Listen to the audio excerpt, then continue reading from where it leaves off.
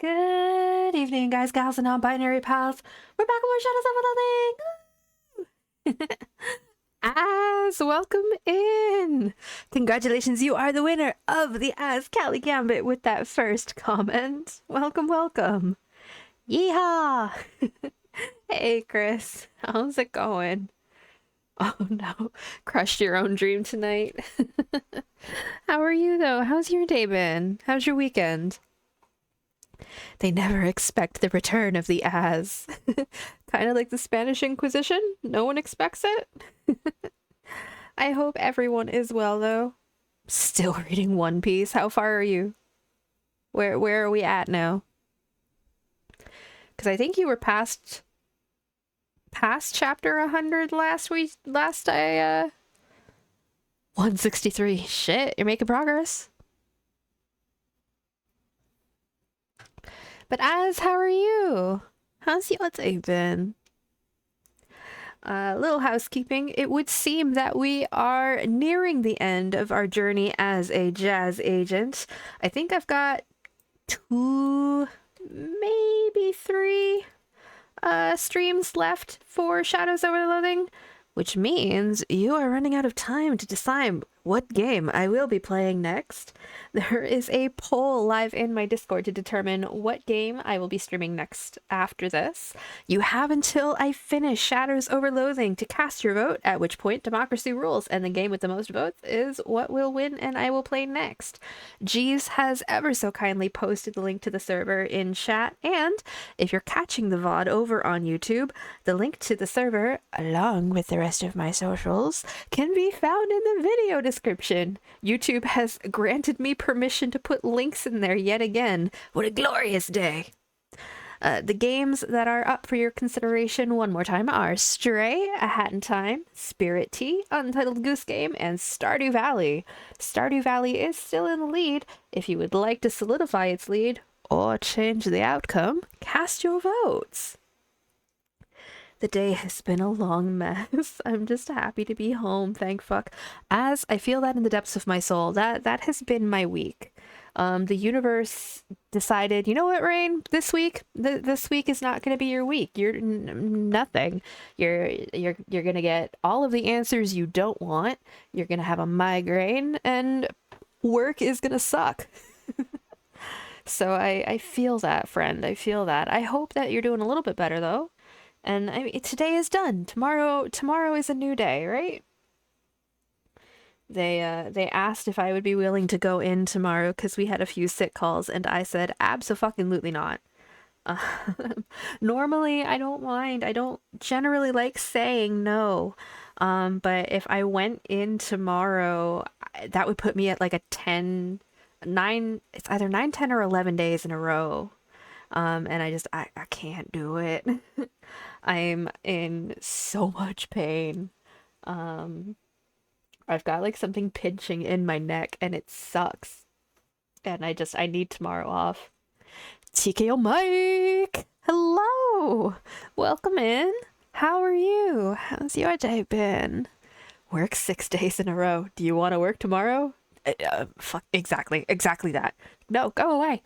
But no, I don't like saying no, but especially because they generally don't schedule 2 days off in a row, especially for me. Losing my day off, it's not easy. I don't like giving them up if I can at all help it.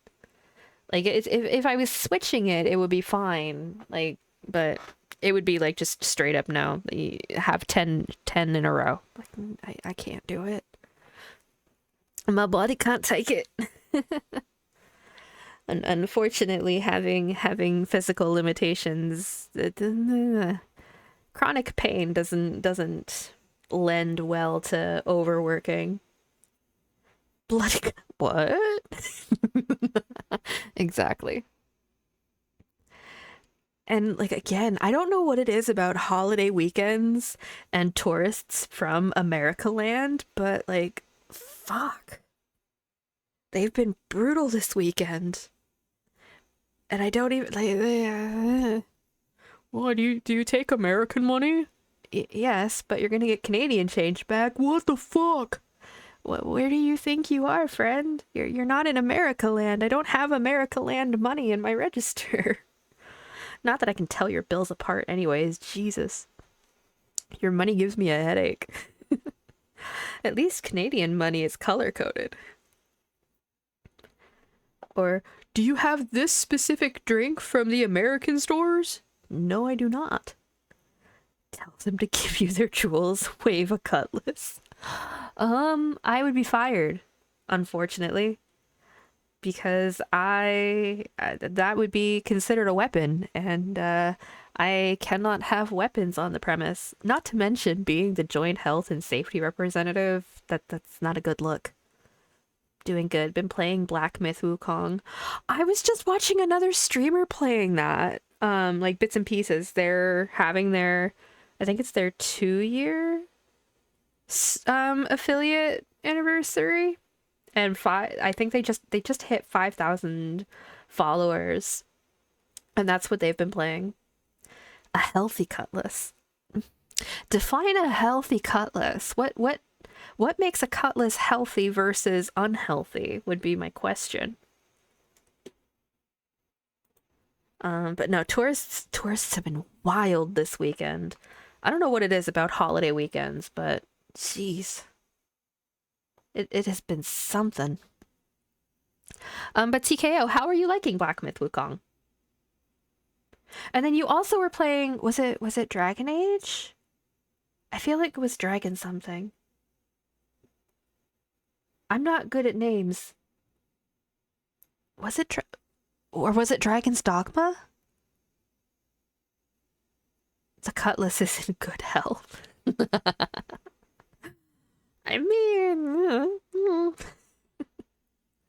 and considering I just had my monthly joint health and safety meeting with my manager, I think bringing weapons to work would be even more frowned upon. Because today was our joint health and safety. Yes, and I like it. Some of the bosses take me a few tries. The one I'm on now, I'm on my 8th try. Oh no. What if the cutlass joins joint health and safety? Um, at that point, that would it be a sentient cutlass? And at that point, am I wielding the cutlass, or is the cutlass wielding itself out of its own sense of agency? And if it's wielding itself and is sentient, then I think I would be absolved of any responsibility regarding it. You can glue a mustache on the cutlass and give it a vote. Don't give me ideas. A healthy mustache, as opposed to an unhealthy one, yes?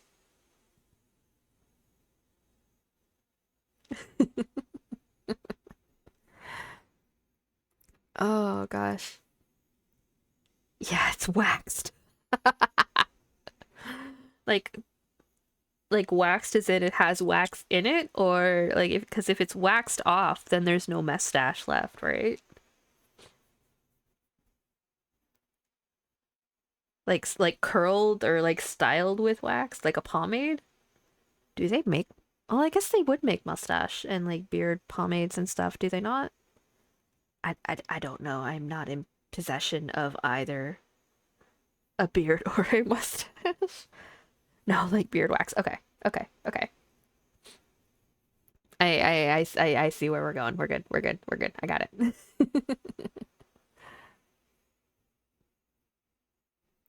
But I was also taking a look at the calendar, kind of reeling back over to what's going to be next on the docket, and it looks like, unless I am illiterate, which is entirely possible, I can't read. It looks like the new Zelda game is slated to come out near the end of September. So depending on what I'm thinking it's going to end up being Stardew Valley unless unless people vote for something different. But Stardew Valley's been in the lead for the last few days now. Um, but I think depending on how long it takes me to play it, because I don't know if there is an end to Stardew Valley specifically. I think I'd like to try and get my hands on the new Zelda at the end of September and play that after the viewer voted game. Is kind of what I'm thinking at the moment. Um, and then I do have a couple of other games in mind if I can't get a copy of the new Zelda. So I've got some things I'm thinking about. Where is my Discord? There you are. Because I won a Steam key from another streamer for, it looks like a platforming game called A Paper's Tale. Paper's Tale? And it looks like it's a side-scrolling platforming. Yeah, A Tale of Paper, sorry. A Tale of Paper Refolded. A Tale of Paper Refolded is a puzzle platformer that tells the story of Line, a magical character made of paper who can use origami to change its shape, transform into a frog, a rocket, a bird, and more as Line embarks on an emotional journey to fulfill the dream of its creator. Which looks like a lot of fun. I wasn't expecting to win that, so if I can't get my hands on the new Zelda in a timely manner, I might play that. We shall see. I'm not sure how late we're gonna go tonight, because I am feeling a bit stiff, but I want to see the end of this game, and I think we've got maybe 1 or 2 chapters left to go. So let's start things off right, as we do, with a little bit of self-care. Y'all know the drill. Hydrate or hydrate, unshrimp those spines, and get a nice big stretch in, because self-care is best care. Zelda, end of the month, should be good. It's going to depend on a couple of things, whether or not I can swing getting it at the end of the month, or if it's going to have to wait. I'd like to get it off the hop, but I mean, adult things have to happen first, like bills and such, so we shall see. Tonight's stream is sponsored, not sponsored, by Root Beer, the king of pop, and what flavor are you? Watermelon Red Bull.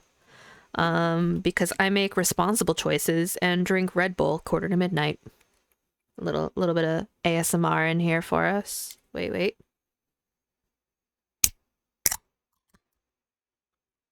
Is that, did I do it right?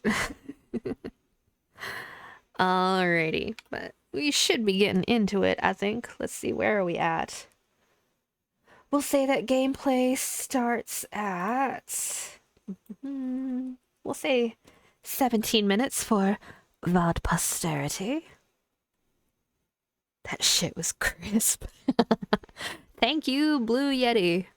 Coming in clutch. Blue Yeti Caster, I think, is the mic I have. I don't know. Google said it was a good one, so that was the one that I got. But let us get into it. We're gonna put you here. We're gonna slide you back over here. And we shall continue our adventures as a jazz agent. But how have you been, other than today being a day?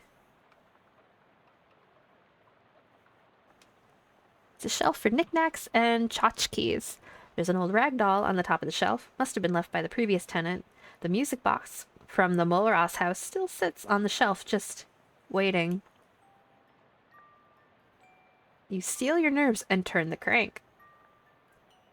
Been making some new friends? Ooh, we like new friends. New friends are good. Ooh.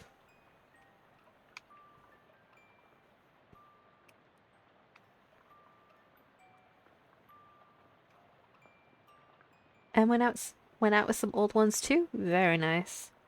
I think someone has given you a nightstand. There's a briefcase and a note on top. Take one and read the other.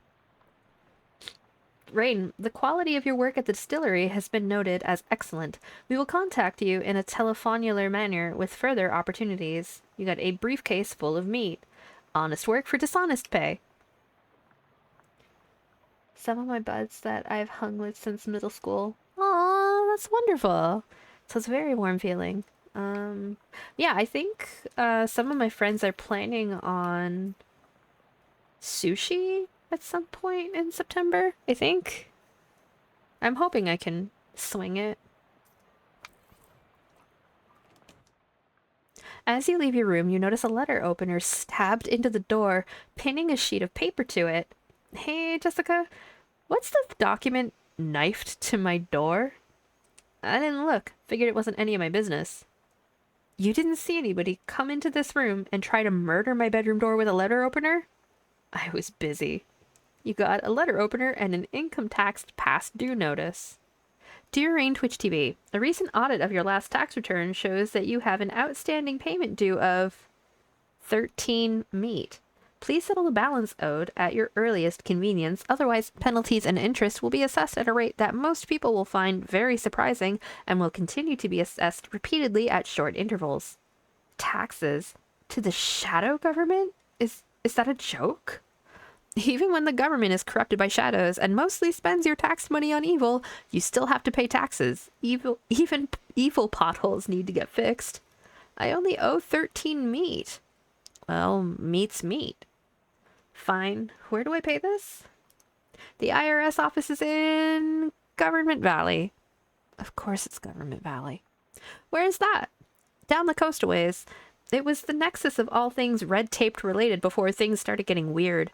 People don't go there very much anymore unless they absolutely have to. Like you do. Yeah, to fix this bureaucratic nonsense that is almost certainly a trap. Definitely a trap. But you have to go anyway, and that isn't the only reason why. Huh, found another artifact, huh? Kind of? What do you mean, kind of? Well, it wasn't there yesterday, and it's too... I don't know. Big? Powerful? Strange? To just be a regular artifact, it pegged the dial on the detectatron. Oh boy. Oh geez. Yeah. Well, how do I get there? Hang on, I've got a map here somewhere. Wait, a what? A map? Is it a real map? Or just another one of the vast array of non-map things you keep referring to as maps? She glares at you and shoves an honest-to-goodness, according to Hoyle, map into your hand. You got the map of Government Valley. Wow, Jessica, this is a real breakthrough for you.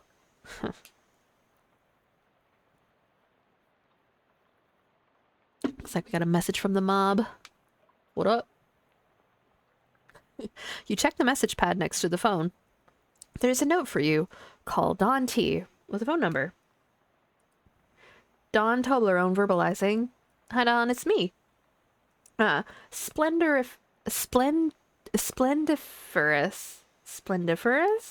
The fuck is a splendiferous? Kudos on your triumphal completion of my previous assignment. You're welcome. Is that all? In fact, I have another item of business to be attenuated, which I believe to be suited marvelously to one of your skills. Which one? No, I mean, well, regardlessly, we require that you proceed apace to Crystal Dream Lake, wherein is located a purveyor of tools and implements of construction. Say again? You might vernacularize it as a hardware store. Ah, right. You guys run out of cement or something? We have a necessitude that you will perform upon this place of business that what we categorize a shakedown. They owe you meat? No, we are merely desirous that the local commercialis retail emporia feel a measure of intimidation. I mean, I guess I can handle that. Okay, so we've got a little bit of traveling to do before we... Wait, I want... No! Calliope! Alright. Calliope's boon. Because cat. Thanks again for the rescue, Raine. I'd be corned beef hash with a side of eggs if you hadn't showed up. It's nothing, Charles. I basically just followed your wrenches. Here's your wrenches back, by the way. Nice. Knew these babies would come in handy for something someday. Don't you use them for, like, wrenching? Well, the 7/8, yeah. The 25th, the 255, 256th? Not so much. Gotcha. Anything I can help you with? Charles seems preoccupied. He keeps checking his pockets and the drawers of his desk. Did you lose something? Yeah, I seem to have misplaced the chuck key to my drill. What's a chuck key? It's a little twisty thing for tightening a chuck on a drill. Any idea where you lost it? I couldn't have gotten far. The cord on this thing got stuck in the outlet, and it's not long enough for me to drill anything that isn't in this neighborhood. Well, I could help you look for it, I suppose. Oh yeah, that'd be great.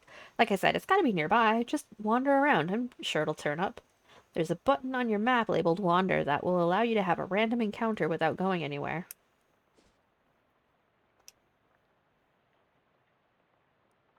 Wait. I went the wrong way.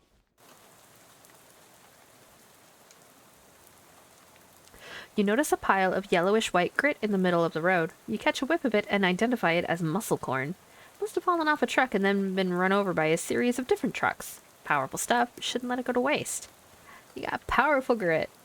Okay. While meandering the streets of Ocean City, you encounter a man carrying a medium-sized piece of luggage, not brief enough to be called a briefcase, but unsuitable as a suitcase for more than 2 suits. Hey there, friend. You look like someone who appreciates a fine pair of pants. Do I? What does that even look like? Astute, discerning, even, dare I say it, perspicacious? Okay, what the fuck is perspicacious? I have never met anyone who dared to say that word before.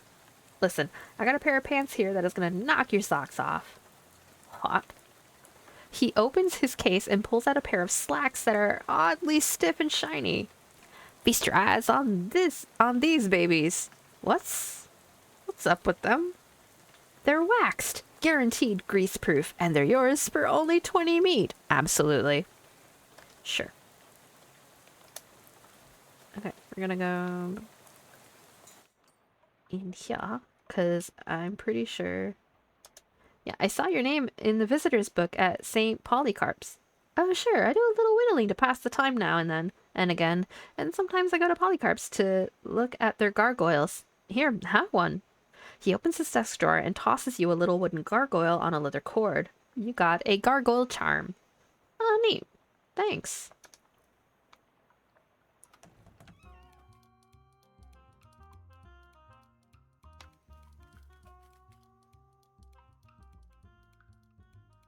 Huh.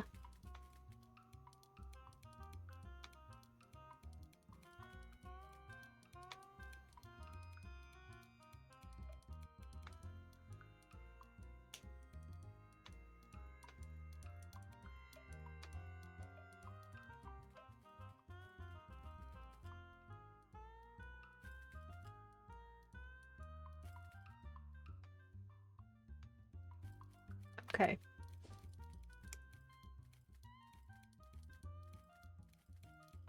We gotta go see this guy because we've painted all of the fences, so he shouldn't be cursed anymore. The shotgun-toting gator hunter hollers at you from behind the trees. You again? I told you to get. Didn't I give you enough money for the bus? Well, here. You gained 17 meat. Thank you. Uppies. Huh? Well, now that's funny. Earlier there wasn't an old bushy-bearded man in the treehouse, and now there is. Not ha-ha funny, perhaps, but ha-ha. Ha-ha. Why, miss, it's me. It's Will Hunter. It worked. You lifted the curse with nothing more than some paint and a brush. Har-hop. I feel like laughing too. I ain't never been so full of joy, not ever. Are you alright? All right, look at me. I can waggle my toes and wraggle my nose. I got bones in my hips and blood in my lips. I'm a boy again. I got the old flesh back, miss. Tain't never been better. Well, that's great, Will. Only thing is, I still got tree sap coming out when I sneeze, but that's a different curse. Can I help with that one? Nah, the thing is, that curse can only be lifted with the power of imagination, which, as an adult, you've lost. Why are you old? That's a rude way of saying, why aren't you a kid? Old? Will Hunter, old? I'll tell you what, miss, you're only as old as you feel. Well, how old do you feel? Early 70s. Will pats his gaunt stomach. Suppose I packed on the years, kept on growing up while I was in that tree. Some ways I was probably better off staying in a tree, 'cause then I could have lived just about forever. But nah, I gotta be a human. Else how would I do my mischief? Mischief is what got you into that predicament in the first place. What mischief? Various mischiefs. Can you give me an example? May have skipped out on Sunday school once or twice. Anything else? Stole a horse station. What is a horse station? 'Cause it ain't there no more. What do you do now? It's been a while, but I seem to remember that on the day I was supposed to whitewash that fence and instead went trout fishing, I was also due down the courthouse to help a man wrongly accused of murder.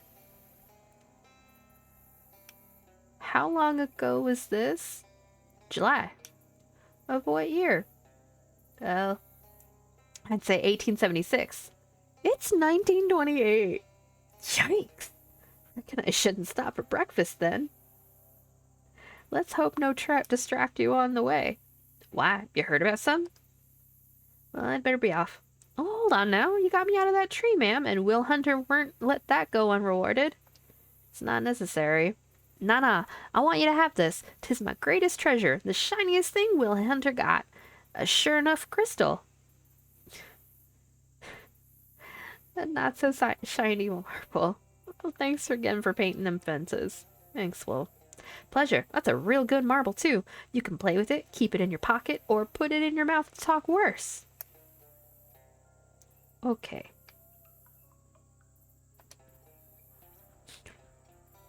Okay.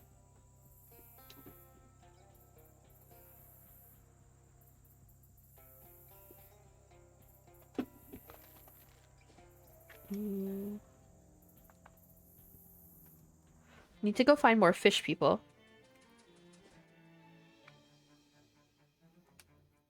Because we need the eggs for Rufus, I think.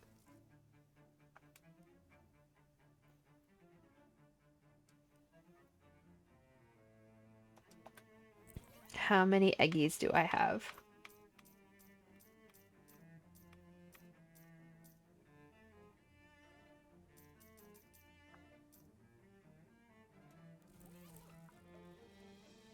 Still looking for eggs. Do you know anything about bean magic? Oh, sure. It was popular out north a few years back, but then they discovered that a certain frequency of sound made it stop working entirely, so nobody really uses it anymore. I don't suppose you have some kind of weird science device that generates that frequency, do you? It just so happens that a plastic whistle that they gave away in cereal boxes a few years ago, generates exactly that tone. I think I might have one around here somewhere. It's a little late for that, I think. Apex! Welcome in. Enjoy your lurk. Okay, I need to find more fish people.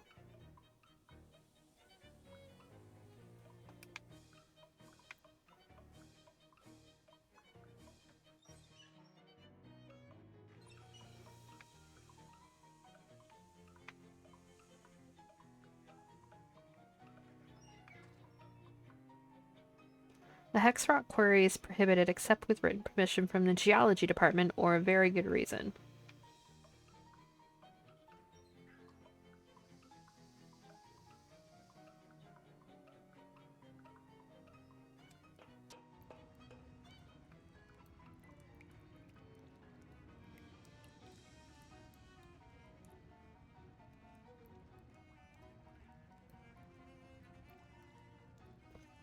Eau de toilette. Okay.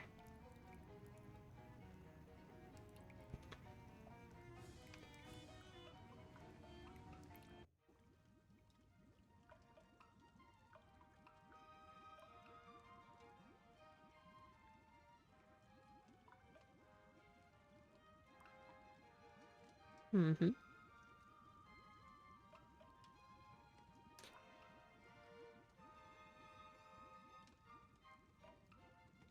Sure, why not?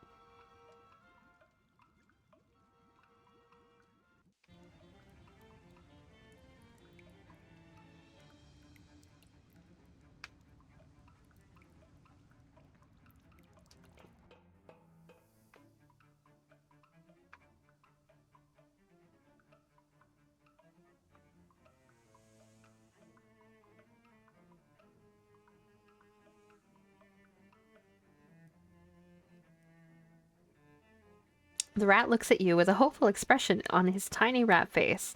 The rat sniffs the gator cheese and retches a little bit. You didn't even know rats had a gag reflex. He raises an eyebrow at you in protest, but eventually drags the cheese into his hole and emerges with a ring for you. You got a white hot ring. Thank you, and sorry, I don't like it either. The rat squeaks as if to say no problem.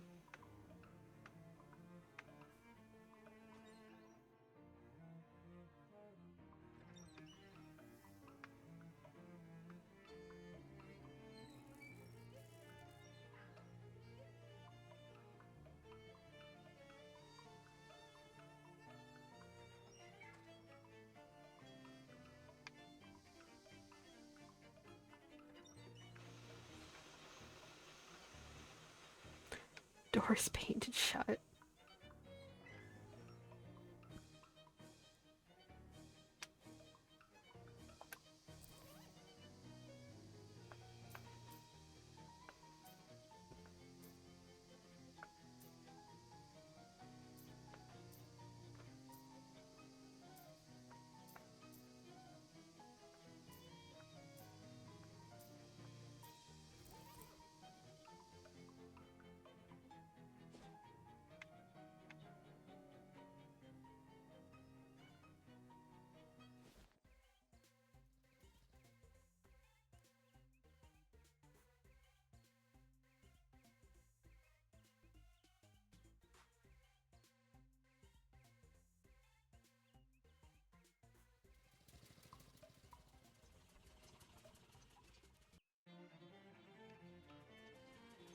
Wait, what do I need to do?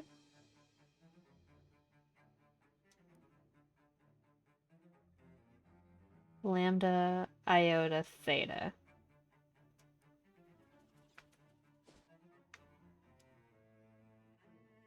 An SIT student wearing a bulky overcoat flags you down as you're crossing the street. Honig! Hello? Do you find yourself in need of a fuse this fine day? Yes? You start to lie to the guy, but when you open your mouth, a fuse falls out. He narrows his eyes at you and walks away. Aw. This mailbox is made of foreign stone, which means it's not a federal crime to steal mail from it. Oh, just junk. Wow, these frat guys are super into geology. The entire frat house is carved from a single huge block of stone. Really nice craftsmanship, too. Must have taken forever. Not only did they sculpt a stone bar, they even did stone bottles and cups. That's a real dedication to an art. You find the jacket draped over one of the bar stools. It was tricky to spot because of being exactly the same color and shape as the stool itself. That's a frat guy's jacket.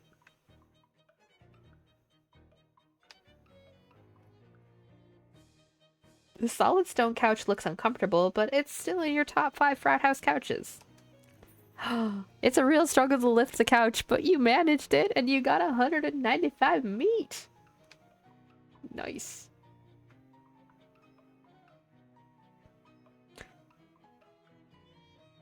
Wow, this is incredible. Not only did this fraternity chisel a whole frat house out of stone and carve furniture to match, but they even went so far as to sculpt a bunch of frat boy statues. Presumably, they store them up here and haul them downstairs to fill out the space for parties? There's also some kind of weird stone thing. It looks a bit like one of those newfangled televisions you've read about, except triangular. Somebody's science project, maybe. Wait a minute.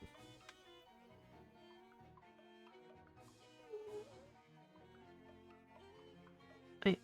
I got a stone frat hat.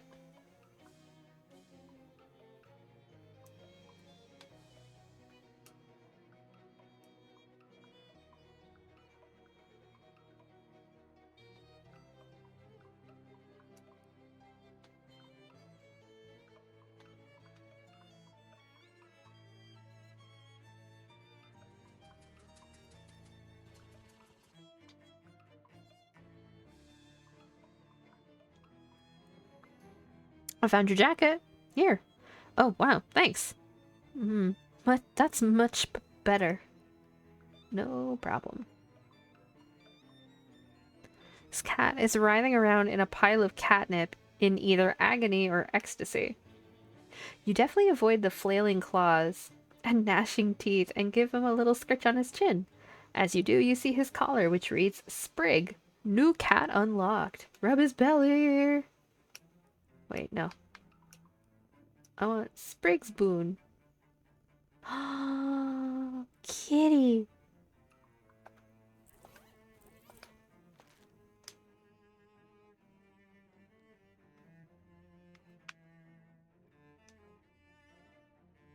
Mm.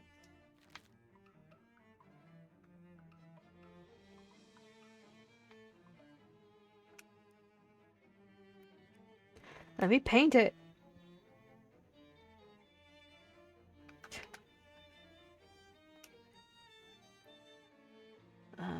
Hardware store.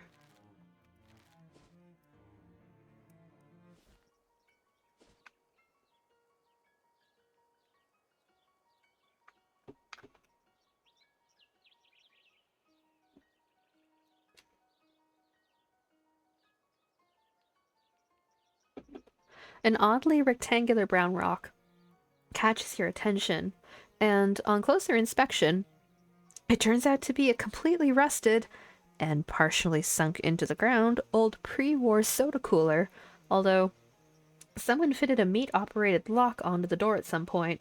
Due to the rust, you can't tell what brand it was. Heck, you can't even tell if there's any soda inside it. Check the meat return. No way, the only thing you'd be likely to get out of that old rust hole would be tetanus. Fine. You force some meat into the slot and grind the crank until the door grudgingly unlocks. Inside you find a raccoon skeleton and one extremely old can of soda. Amazing. Perfect. Exactly what I wanted. Meat slot, indeed. Hobo code? Hobo code! Code reads, nice man, ask him for candy.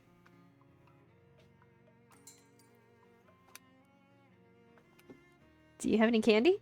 Why, sure, here you go. He pulls a piece of hard candy out of a jar under the counter and hands it to you.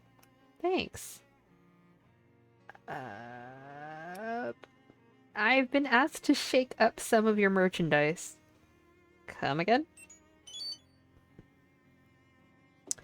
There's some mob guys who want to intimidate you for some reason, so they sent me here to shake things up. Or down? Something like that. Huh. Well, those cans of paint over there could use a good shaking. I ain't got around to it for a while. Alright, sounds good. Can't say I feel particularly intimidated, though. What you got for sale?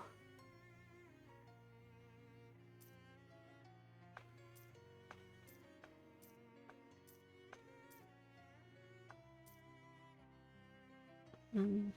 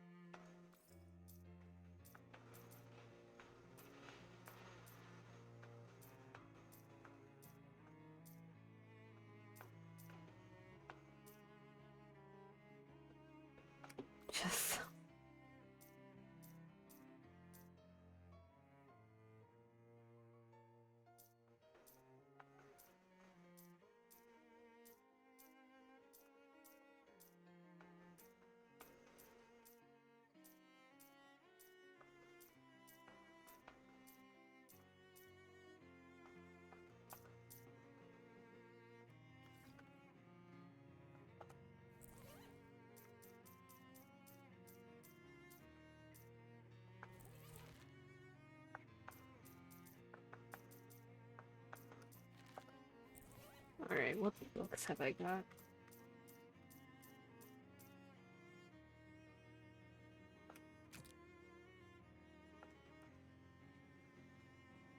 First story is too gruesome for words. Literally, it's a full-color illustration of alligators squeezing into a school bus through the exhaust and eating all of the passengers.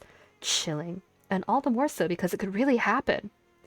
Got Nightmare Alloy. Yes. The second story concerns a group of children who trade baseball cards at school. It's all fun and games until the baseball players pictured in the cards come to kill the children. This one really happened. Okay. Yes. Ugh, you remember hearing about this one. A boy wakes up in a coffin 6 feet under.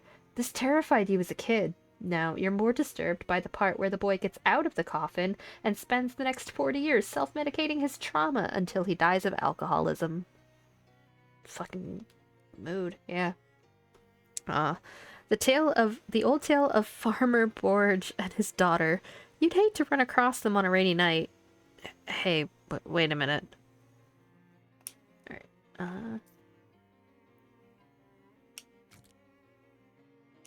Right.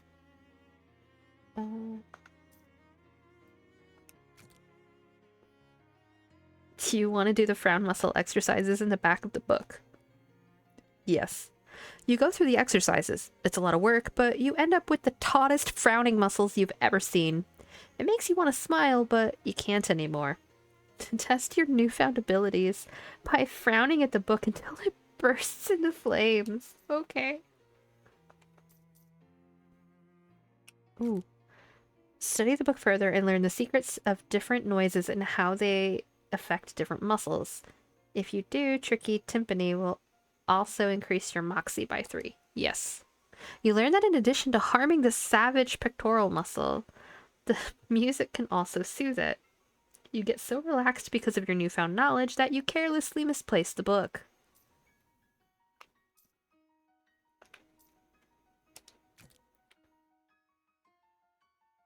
Clutch the book even tighter, yes. You hold on tightly to the book, letting it shake your hands until you become worried that you'll also develop a case of jazz eyes. You go to put the book back into your sack, but your shaky hands cause you to drop it into a bonfire instead. Oh well.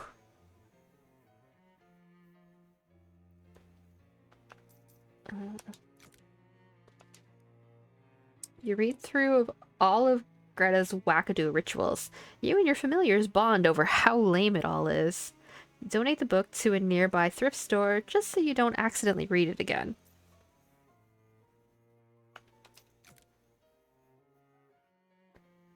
This book is so much less scary than it used to be that it's now almost as boring as a real book.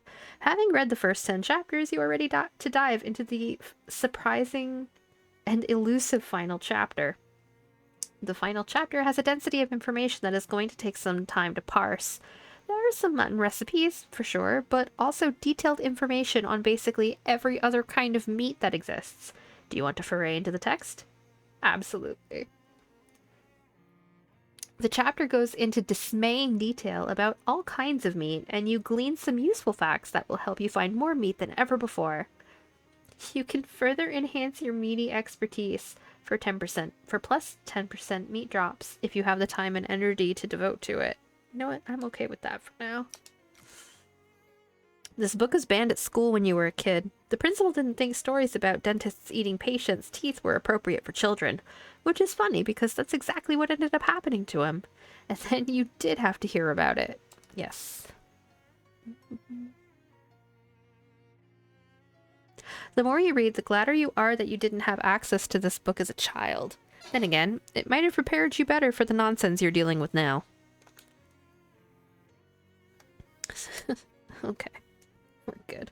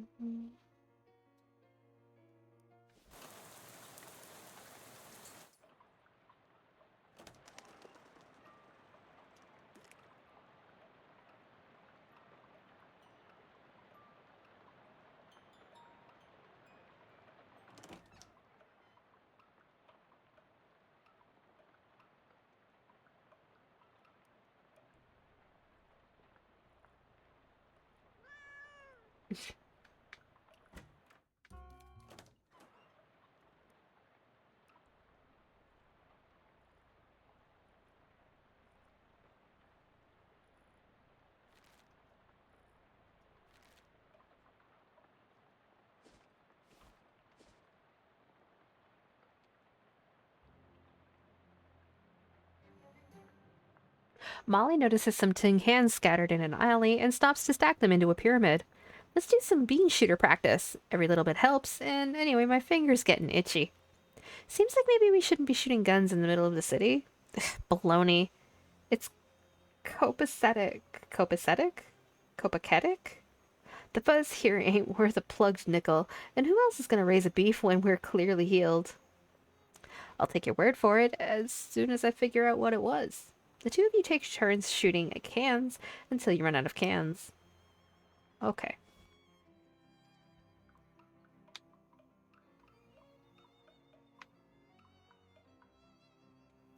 The rock has a date painted on it. 11/10/82. Did I look up 11/10/82 already?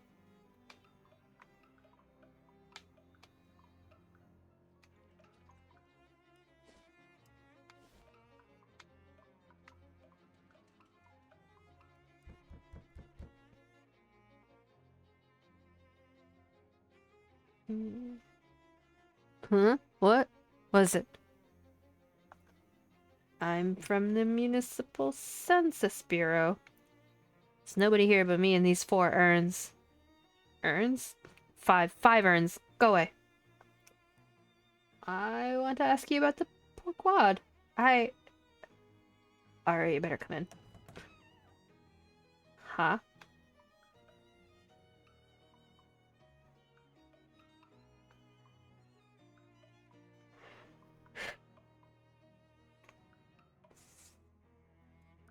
Fish. Spearmint taffy.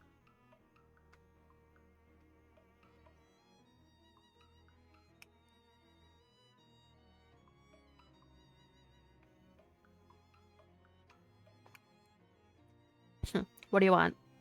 Well, I'm from the Ocean City Watchful Eye. You know, the newspaper?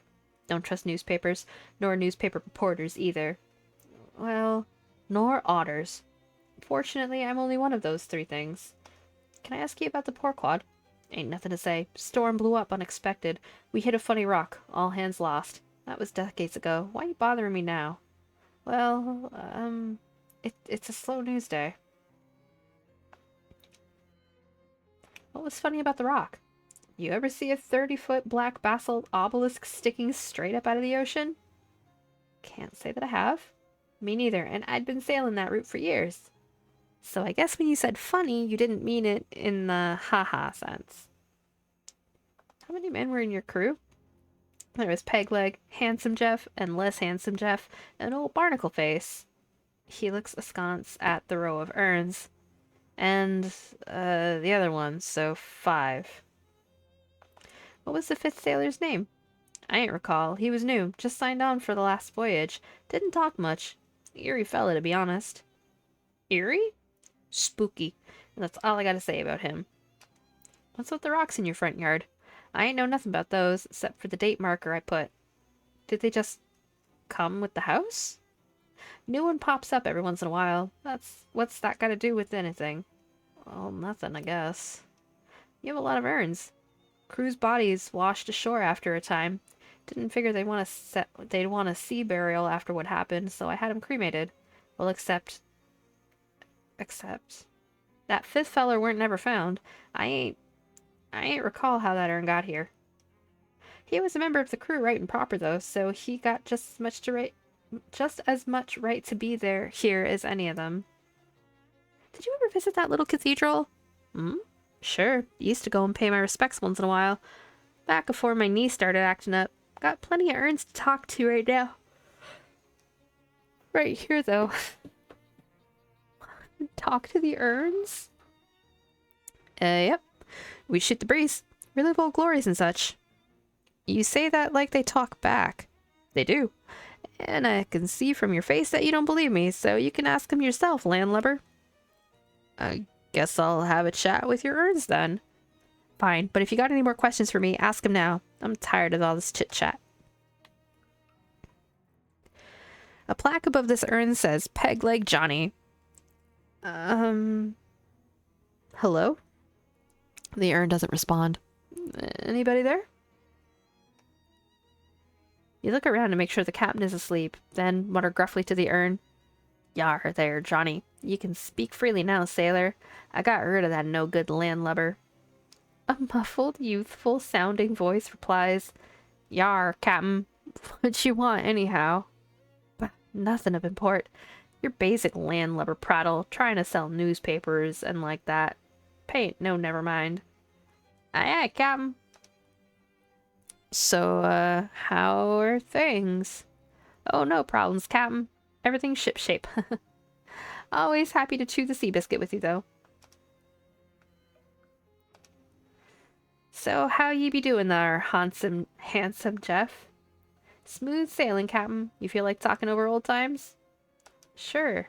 I mean, yar, why not? Right then, which particular yarn from your past have you got on your mind? Oh, actually, let's talk about you. Me? The fella next to you is less handsome Jeff, aye. So is this judgment of your relative appearance literal, or is it more of an ironic reversal sort of deal? Yar. Well, you never... Wait a minute. Don't you remember what we actually look like? Oops. Anything on your mind, Captain? Well, like what? I don't know. Just if you wanted to wax nostalgic about old times or anything. Alright. Right, so, yar. Yar, so. Oh, right, those old times, right? Sure. Right you are, Captain. Those old times we had together. Yar, we sure did. Many of them. Yar. Anyway, I'm glad we had this talk. Everything going alright? Aye, Captain. Nary a cloud in the sky. Good, great. Are ye in a chatting mood?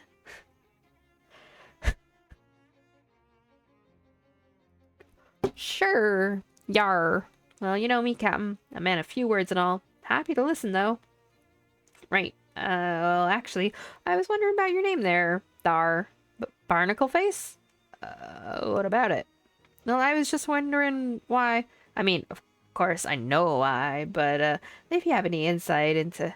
I mean, you've never actually said, that is, you never asked before, so, I'd have thought you already... Right, yeah, obviously, I already... Anyway, if you're not comfortable discussing it, that's fine. Okay, yeah, good. Yar.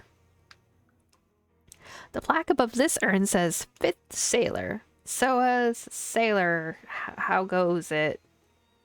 I'd ask what's new, but, you're not a talkative one, are you, matey? Suppose you never were, come to that. So, well, as you were then. I could use some smokes, Captain. What? Smokes. Smokes as in cigarettes? Aye. What does an urn want with cigarettes? Well, alright then. Just leave them on the table like usual, please. Yar. Ha.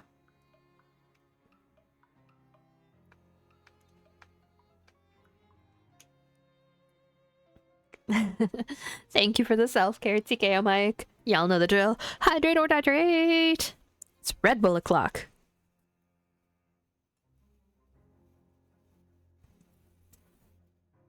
Alright. It's a simple device. A glass vessel filled with whale blubber with a wick stuck in it. Blubber lamp. Really rolls off the tongue, though. Just a really delightful phrase. Say it. Blubber lamp. It just keeps getting better again. It just keeps getting better. Say it again. Blubber lamp. Blubber lamp. I love it. Say it again. Blubber lamp. Blubber lamp.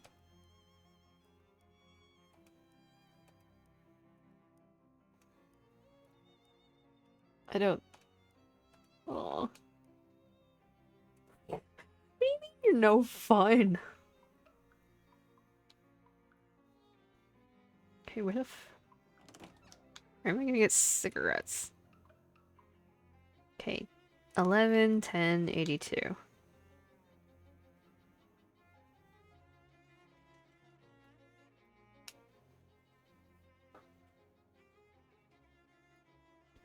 The streets are starting to feel kind of gloomy.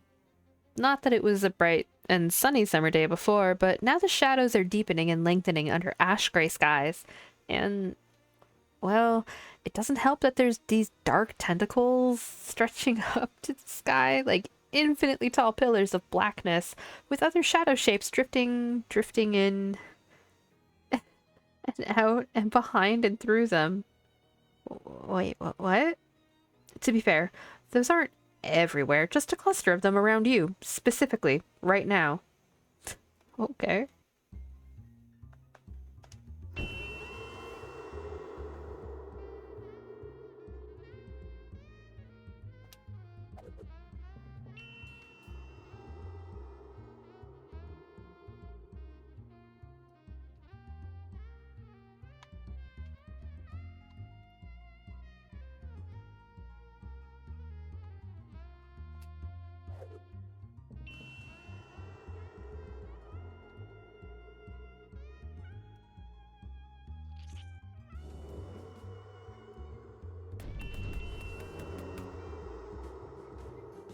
You won! The black stalks and other miscellaneous shadow creatures crumble and blow away, like a dandelion puff in the breeze. If it was an evil dandelion? Or something like that? Okay.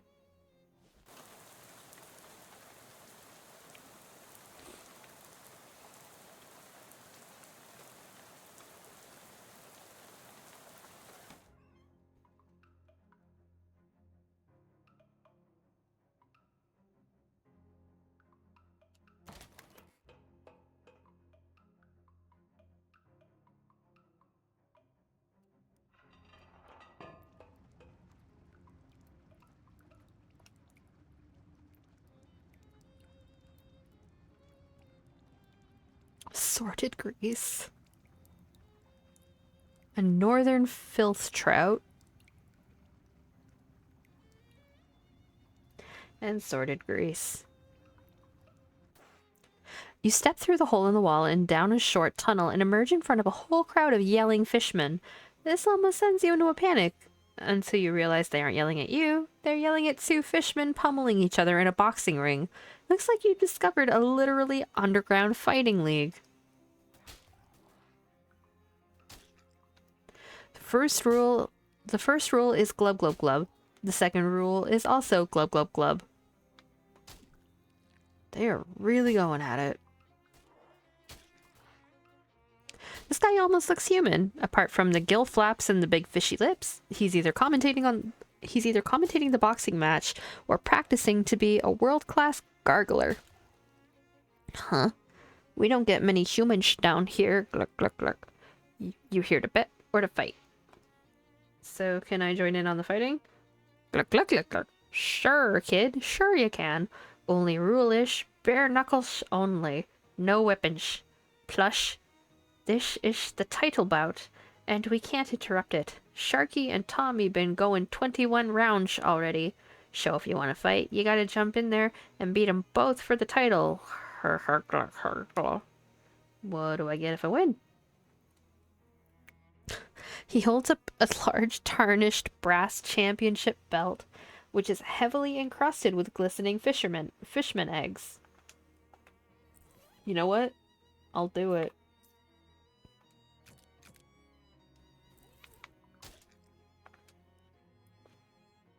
Okay, let me at him. Okay, kid, your funeral. What's your name? Raine Twitch TV.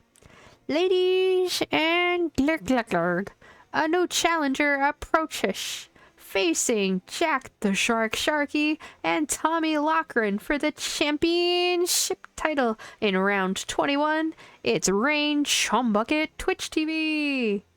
Hey! Good luck, kid. You're gonna need it.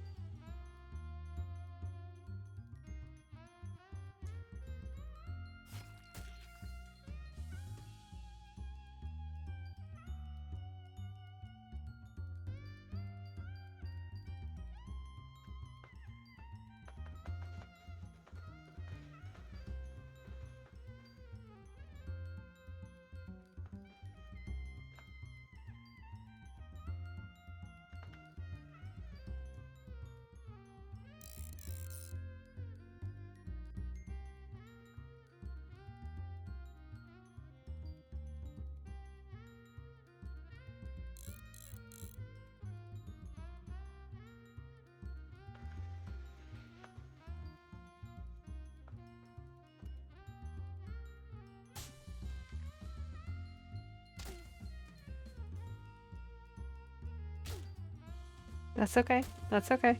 We're okay.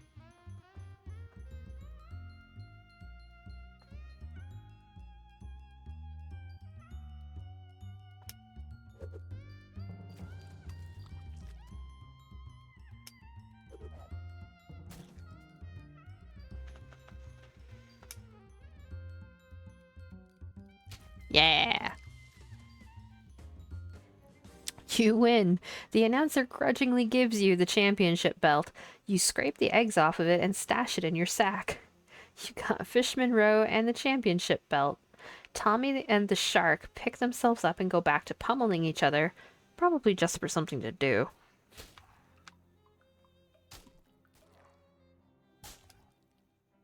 Hey, kid, gotta admit, I didn't think you had it in ya. Glarble, blarb, glarb, glarb. Can I fight some more? Nah, we only got the one belt. You can place a bet on Sharky or Tommy up there if you want. Nah, I'm good.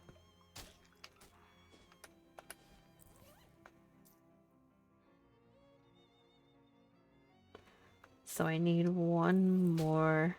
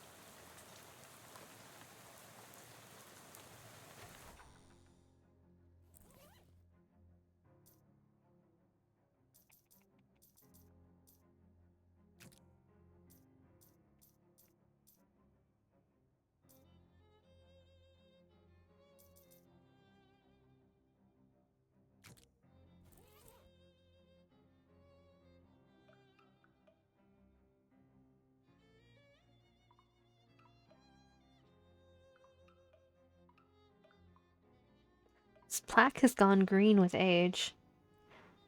July 4th, 1899. Today we celebrate our opening of Secureburus Building and Loan at Plunkett Street, Ocean City. Integrity, security, excellence. A corporate value for each head of the dog. There is no visible means of opening this monstrous vault door. Kick it. Aww.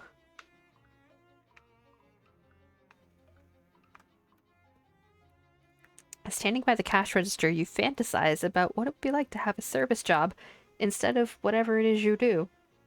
I work at a gas station, restaurant, and a quarry. Oh, that's right.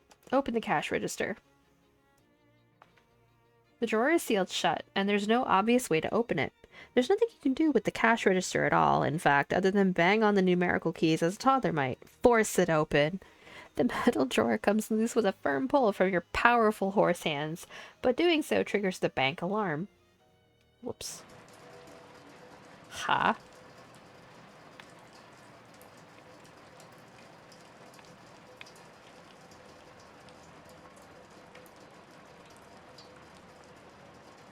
Meat lines the drawer in uniform piles.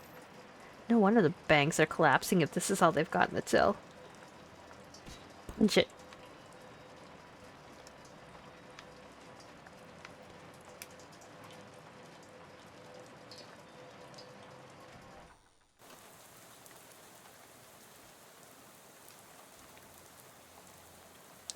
Hey, I got the check key. Okay.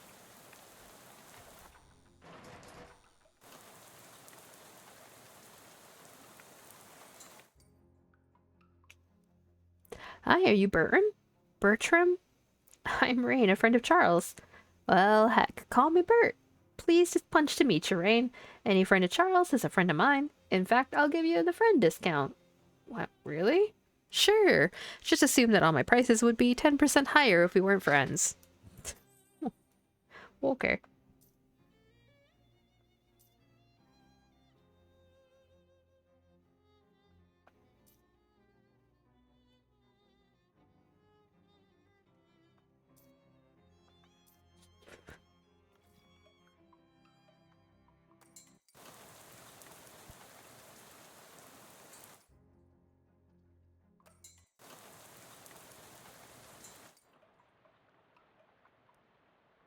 Hey there, Raine. Any luck finding my chuck key? Yes, I did. That's it, thank you. Where'd you find it? Under a bush. Oh, yeah. Probably that bush I was drilling holes in the other day. Why were you drilling holes in a bush, Charles? Why?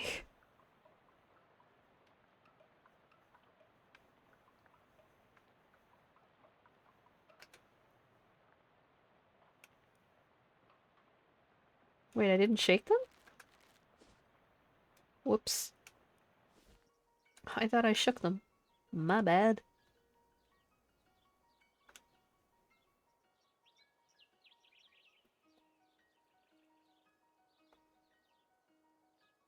You see a familiar-looking person heading towards you on the path. As they get nearer, you realize that the reason she looks so familiar is because she looks exactly like you. Again. Hi. Are you a clone, or is this a time paradox, or what? Turns out it's a time paradox, I guess. Wow, crazy. I agree. High five. The two of you, literally speaking, exchange another friendly high five. Or, well, I guess it's just the first one again. Okay. Okay, well, I should get going. Yeah, me too. Good luck. Yeah, me too. Huh?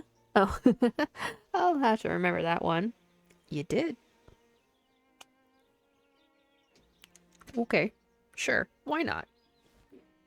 Cool, cool, cool. I thought I shook the paint cans, but... You give all the paint cans a vigorous shaking. The proprietor nods his thanks.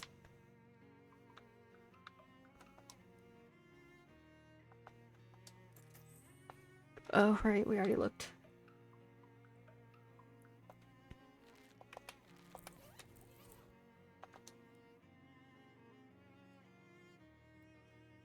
Is that it?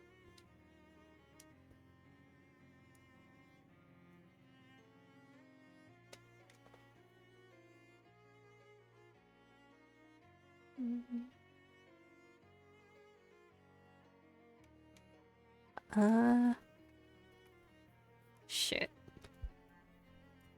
Okay, so I guess I need one more thing of the eggies.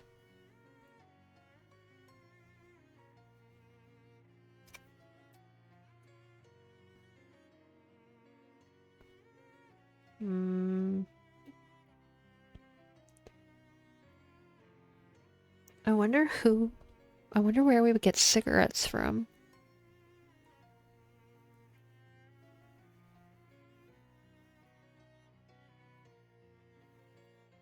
Do you think maybe...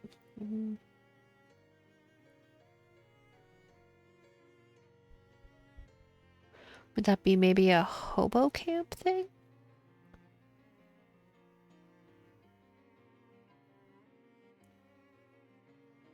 Maybe? Okay. Actually, why don't we check out the hobo camp? Because I don't think we've been there in a little bit.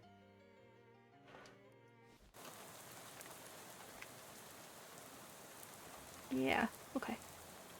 Well, just man flags you down. Excuse me there, my good lass. Might you have a match on you? I do not.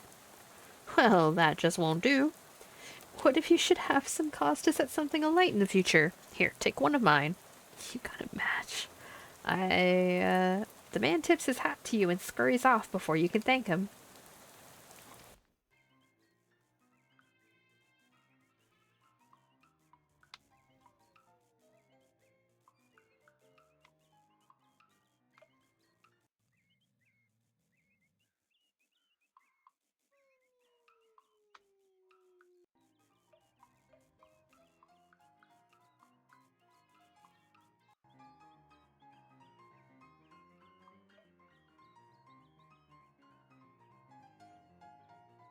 I still love his piano playing. This is a bop.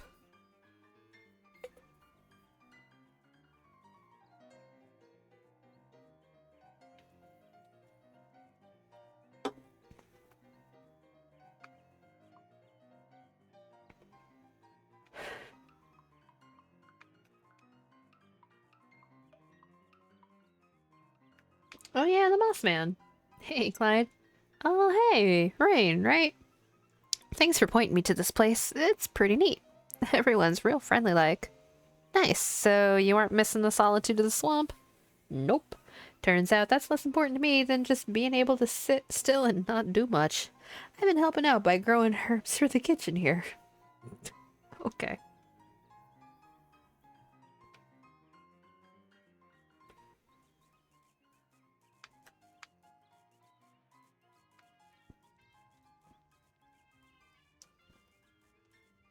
Great.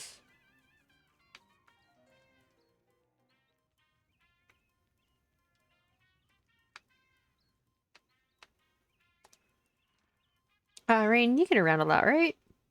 In what sense exactly? You go lots of places. Okay, yeah, I do. Do you think you might be in the vicinity of the Seaside Institute of Technology anytime soon? I have a small delivery I need someone to make. I can do that. I've received word that a hobo out there has come into possession of a number of old dorm room beds, and we could certainly make use of them. Could you locate the man and give him this invitation? I will keep an eye out.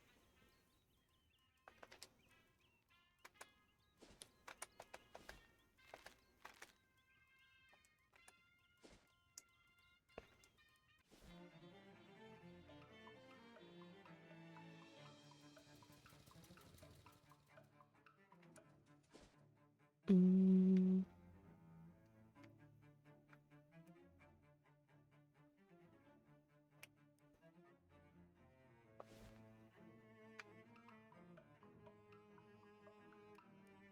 Hey there, miss. Can I interest you in some quality merchandise? What kind of merchandise? I don't know, just some stuff I found. Have a look, see if any of it catches your eye. Can you teach me hobo code? Yes. Oh, sure. Do you know the one for free bed yet? The Hobo King requests your presence. Come again? There's a hobo camp just outside of Ocean City, and the guy in charge heard you're rich in beds. He asked me to give you this official summons. Oh, hey, that sounds like a good deal. Can't use more than one or two of these myself anyways. I'll head on out there. Thanks. A paid defense.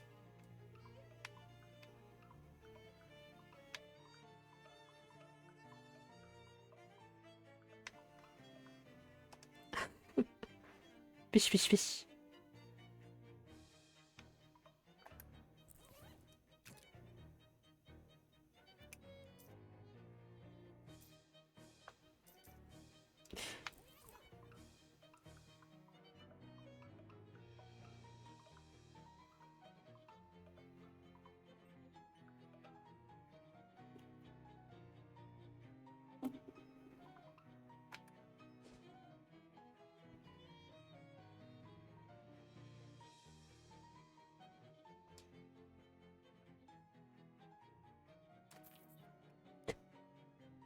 I will take extra meat. I'm okay with that.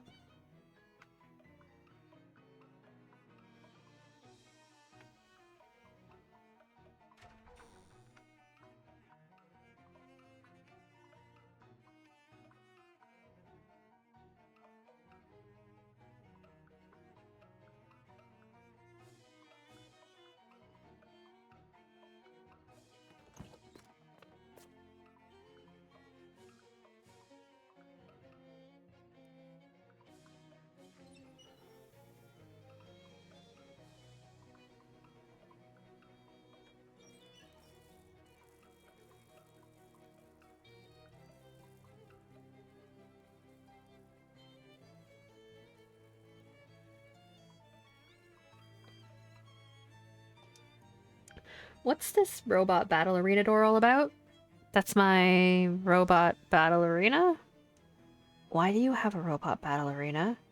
The fact that you even asked that question makes me think you'd never understand the answer. How many robots are in there? They're capable of self-assembly and replication, so it's hard to say. And it's also critical that you never accidentally leave the door open. Let's check it out. Why not?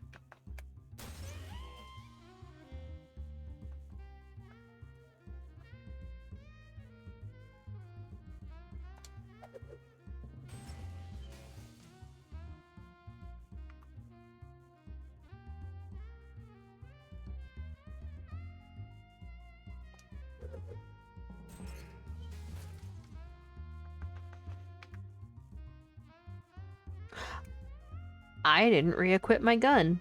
Whoops.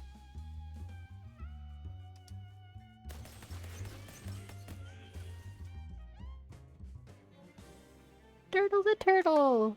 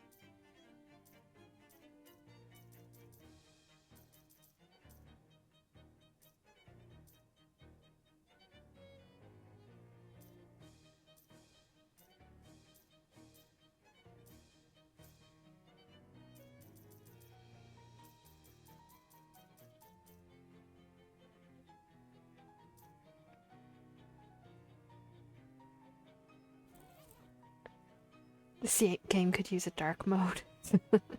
I don't know if it has it. Does it have a dark mode?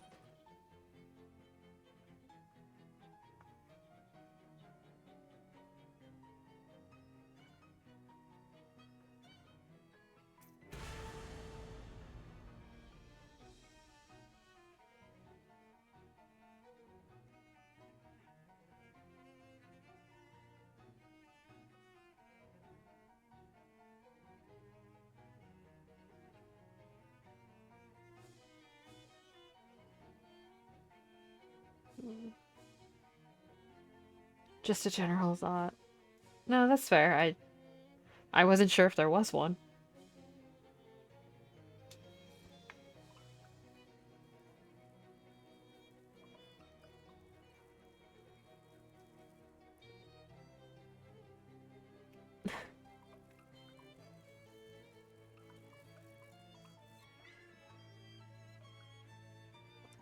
Playing some goddarn Muso?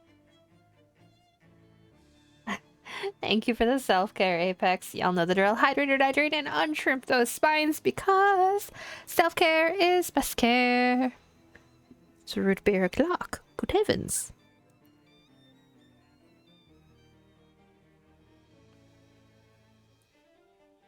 I will dihydrate. No, don't dihydrate. We don't want you to dihydrate. But what is Muso? Muso?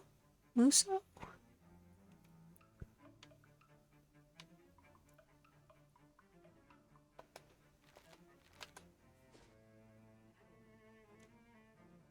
Okay, so you know Hyrule Warriors. Yes. Yes. I had to think about that for a second. Yes, yes, I do. The gameplay format is called Muso. Oh, okay.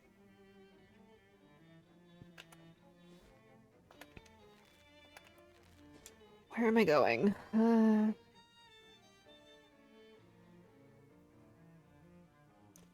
It's been done with a bunch of different franchises.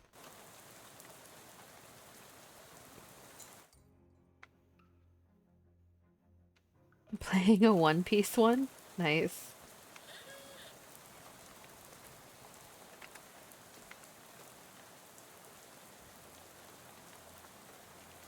Fuck 'em up.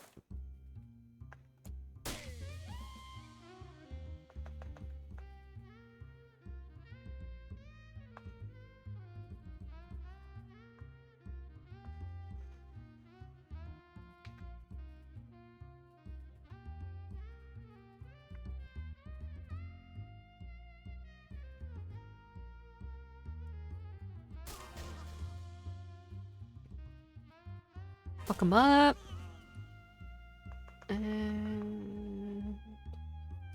Yeah, that'll do. Hippie Moon! Hello! Welcome in. How are you?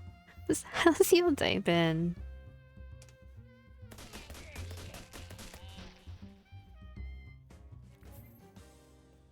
You won. I'm not sure what you have against traditional folk dances, but you sure put a stop to that one. Got a Glockenbrat, a Glocken mallet ball, Birkenglocks. Okay.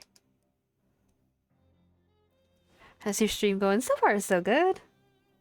We're doing good. Just got done eating some subs from Sheets. I don't know what Sheets is, but I hope the subs were good. What kind of subs did you get?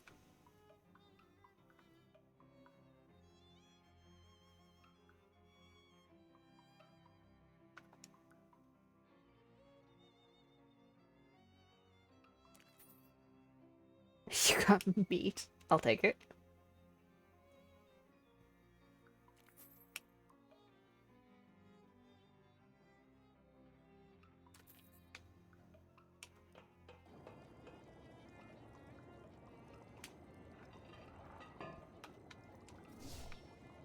Shuttle.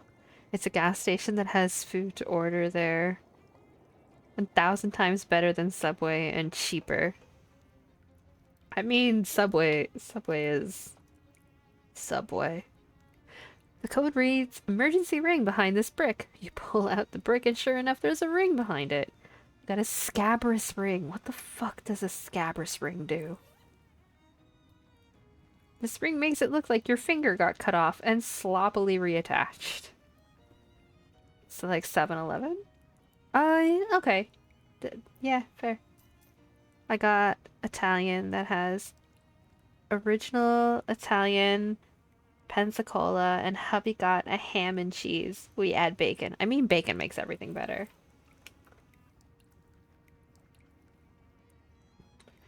I mean, to be fair,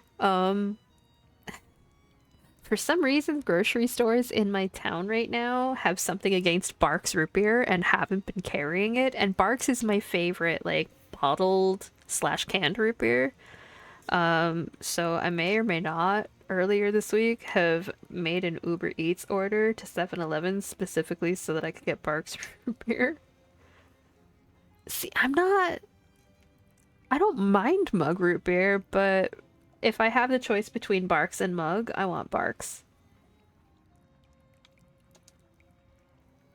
I want a Barks red cream soda so bad. I've never had cream soda from Barks.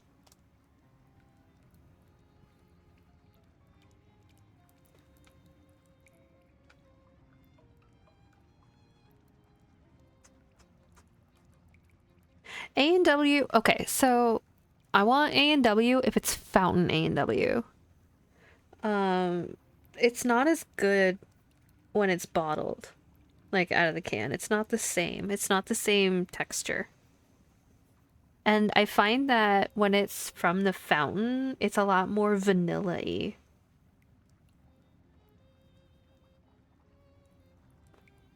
But like if I'm ranking them, if it's bottled, I would rank them Barks, then mug, then A&W. And then if it's from the fountain, I would say A&W mug or A&W Barks mug. Though if you can find Dad's root beer is really good. I set up a literal A&W fountain for my birds of paradise, and they are dry in chat. What did I do wrong? Welcome back. But yeah, no. If you can find Dad's root beer, that shit's good. But otherwise, I'm generally a Barks girly. There better be some goddamn fish in here that I can steal eggs from.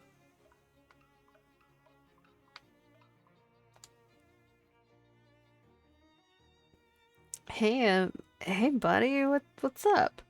Who asked you, Blark? He takes a couple of fishman eggs out of his pocket and lobs them at the bartender. Hey, give me another, Blark. I don't know if you answer being out the cream soda. Oh, I haven't had Barks cream soda. I don't know if I've ever seen Barks cream soda. I'd be willing to try it though. I like cream soda. Bartender shoots him some side eye, although technically fishmen are always doing that, and brings over another bottle of something.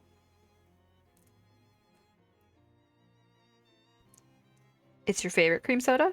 I generally drink Crush. Crush is probably the main cream soda available here. I think I've seen Fanta cream soda, and I'm pretty sure Jones has a cream soda. I've never seen Barks, though. You pause, trying to think of a more diplomatic way to phrase that. Say, I couldn't help noticing. I ain't gotta take that from Lakesha, you and what army? I ain't gotta take nothing from nobody. Hold up, wait a minute. They have a crush? I'm be on a hunt now. Yeah, crush cream soda. He's pink. You know what? Fuck him up. I go jump in a lake. Why I oughta, or maybe a sewer is more your style. Fish lips. He throws a haymaker at the double of you he sees standing slightly to your left. Unfortunately, this is all he needed to recalibrate. Please. You're done. Done, buddy. I'll take those eggs now. Yes! Nasty mug. No thank you. We're gonna go say hey to Rufus now. Sit. Rufus. Crash. With a not exactly audible hiss, several of the strange bar-shaped shadows you saw at the fridge factory slide into view from nowhere. They arrange themselves into a circle and orbit around this central point, which opens like an eye, revealing a diamond-shaped prism of black shadow. Man, are any of the geometry professors around? They would really want to see this. We have... Wait, what? We have dads in our Dollar Tree here. Yeah, that's where I've been finding it. A Dollar Tree opened up not too far from where I live now, like within walking distance, and they occasionally have dad's root beer. It's so good.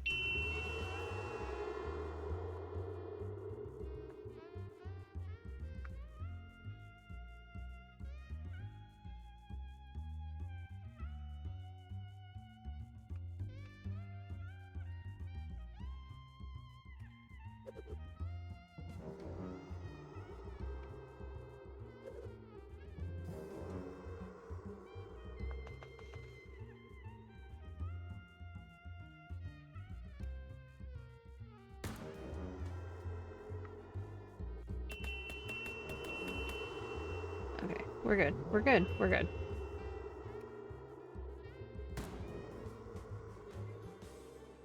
You won! Take your non-Euclidean bullcrap elsewhere, bozos. Dirtle the turtle grows stronger! Yay! Good job, Dirtle. Alright, I got your eggy boys. I got the eggs! Oh, great! Let me just process these and... Oh, whoops. I misplaced a decimal. I only needed 0.3 pounds of eggs. Well, now we've got plenty of this goop. You can keep the extra eggs. Yay. Here, let me write down where to find the fish mother's nest. Also, you'll need this, a municipal contraption. And now we just slather you with this foul-smelling jelly. Come back and see me if you need it reapplied. Got Rufus's fish goo and Rufus's special egg. Yay! Wait, so now what do I gotta do? Collect a pearl from the fish mother who lives under the bridge. Okay. Where am I going? Bridge.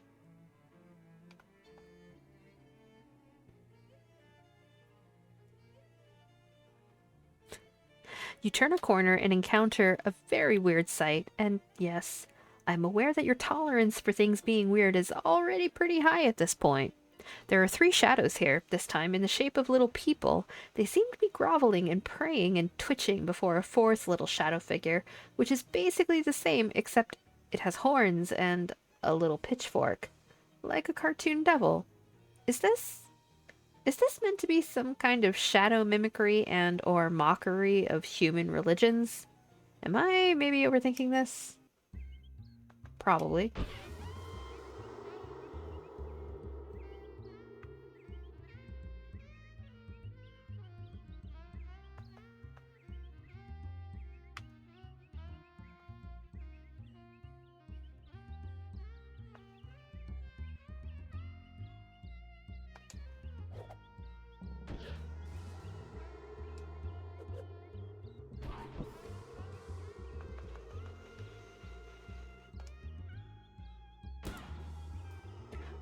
Oh.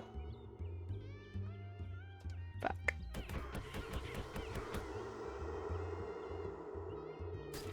I forgot that these little homunculus things are beefy.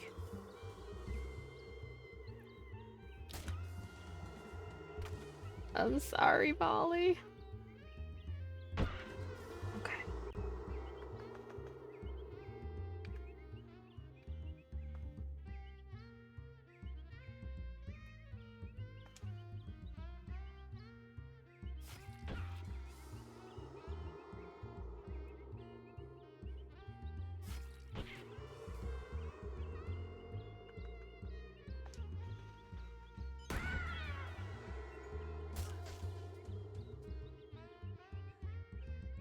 Fucking rude. Are you done?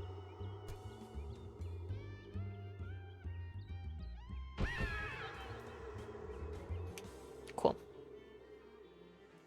Alright.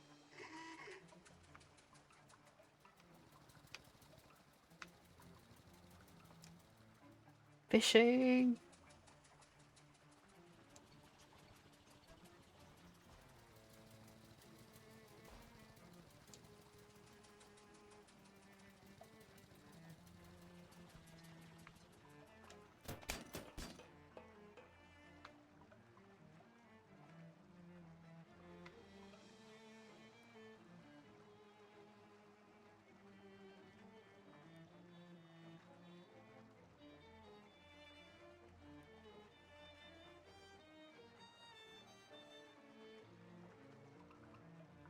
Hobo code.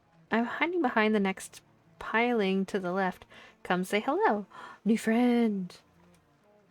Well, hi there. You must have seen my note on the other piling. My name's Walter. Hi, I'm Raine. Are you living under this bridge? For the moment. I'll probably move on soon, because SIT students keep throwing weird rocks down here. But it's protected from the rain, and the fishing is good, so it's a pretty nice spot to camp for a while. What about the fishmen? Those fellas with glowing eyes? They were a bit leery of me at first, but I guess they decided I was harmless. Maybe all the raw fish I've been handling rubbed off on me. Makes sense, I get it. If you're thinking of moving anyway, there's a hobo camp on the outskirts of Ocean City. They could probably use someone with your fishing acumen. Acumen? Acumen? I just use regular tackle, but that still sounds like a pretty good deal. I'll head out there directly. Cool. I should have gotten him to teach me hobo code. Fuck. Okay, what do the rubber boots do?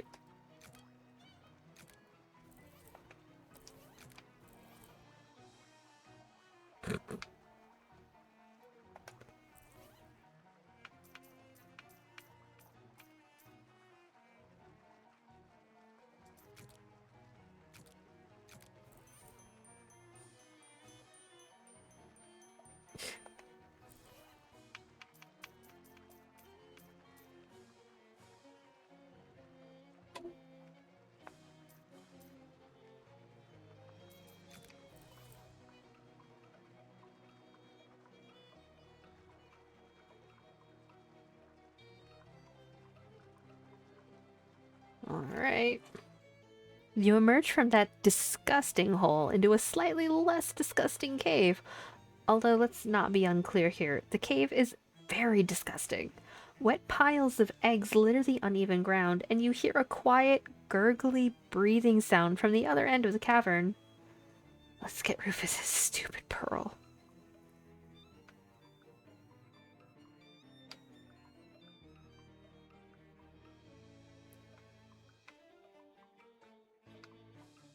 Well, this is almost definitely the fish mother.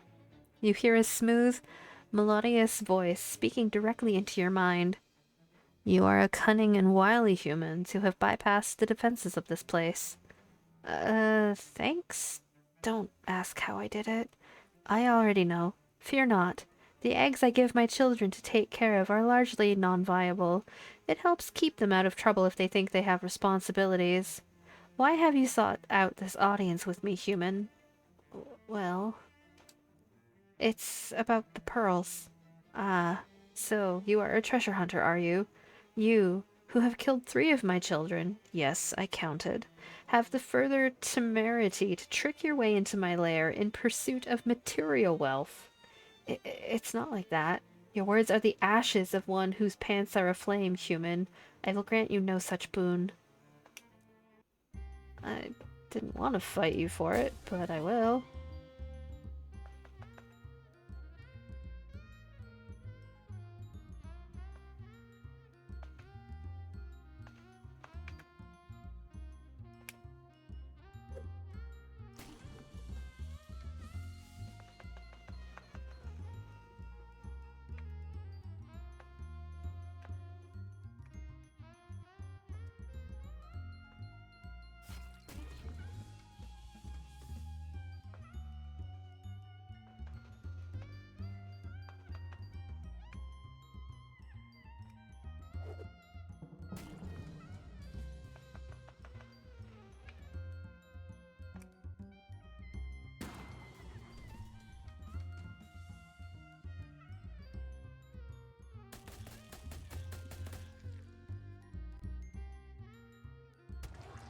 Dirtle the turtle, no!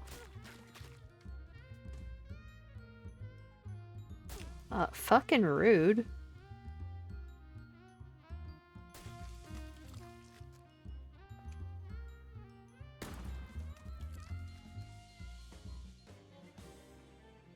Yuan, hopefully that won't set off a protracted human-fishman war or anything.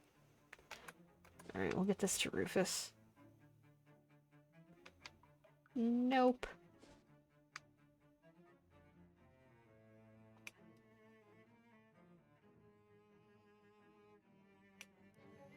You wander into an empty classroom and find a blackboard covered with complex physics equations. You pull the blackboard off the wall, deadlift it a few times, and put it back. Okay. I got the pearl. Don't ask me for details. That gross, huh? No questions. Wow, that pearl really is a beaut. I'm gonna have to go into hardcore analysis mode for a while. I'll give you a call when I've figured out the next step of my plan. All right there.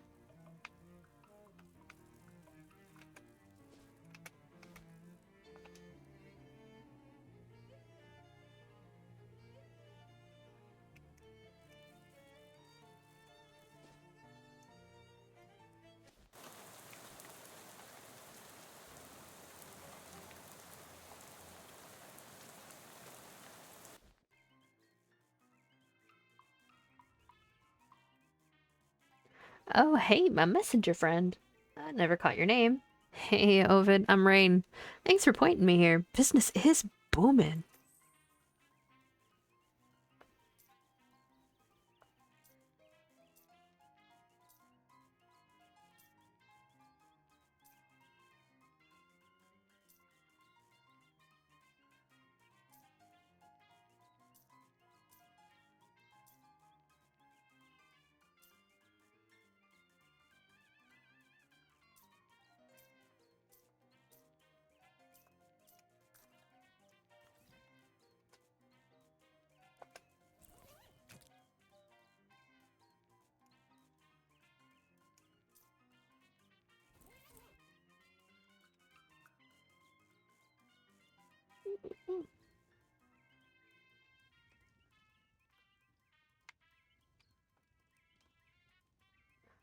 Hey, Walter.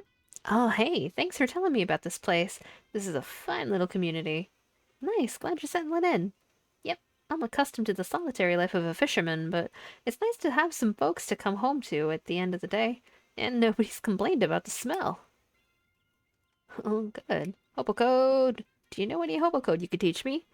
Mostly fishing-related ones, but sure. Everyone should know the industrial chemicals dumping spot sign in particular. Oh yeah, I bet you get real weird fish there. Caught one with two butts once. Do you mean two tails? Nope. Hello. Where are you from? Hoboken. So about the secret plans. I admit you've been quite helpful. You, at first a total stranger, have gone out of your way to help hobos when the other people of this country, and even the government itself, would not.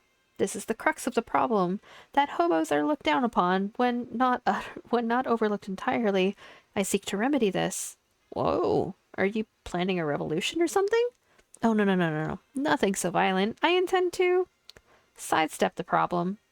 I should not say more. But how do I help you? Oh.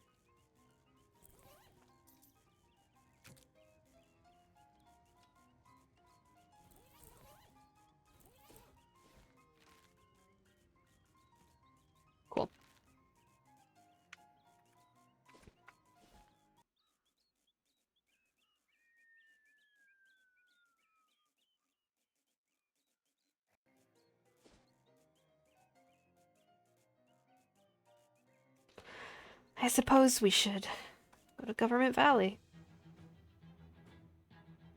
Sinister enough for government work.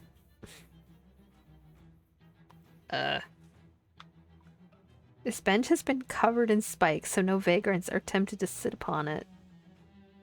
And hostile architecture, man. Just evil enough to be a politician. Indeed.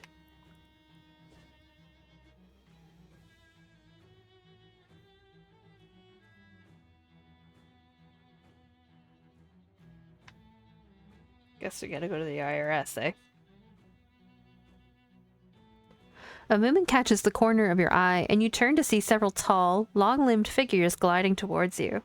They twist and twirl as gracefully as ballerinas as they approach, but this beauty is contradicted by their heads, which are indescribable shadows. And I'm not using indescribable as a horror cop-out. I'm literally uncertain about what's going on in their head area. They have like a winged collar, or maybe side horns?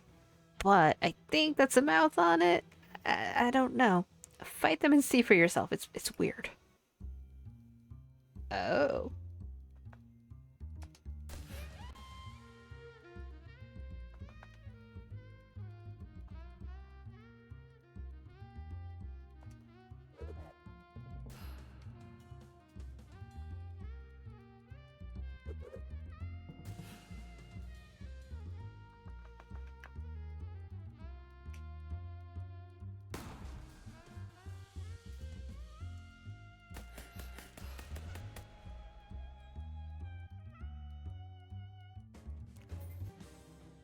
Yuan. Guess their pas de deux was a pas de don't. No. Got ballet slippers, ballerina tee, meat, and Turtle the turtle grows stronger. Yay, Turtle.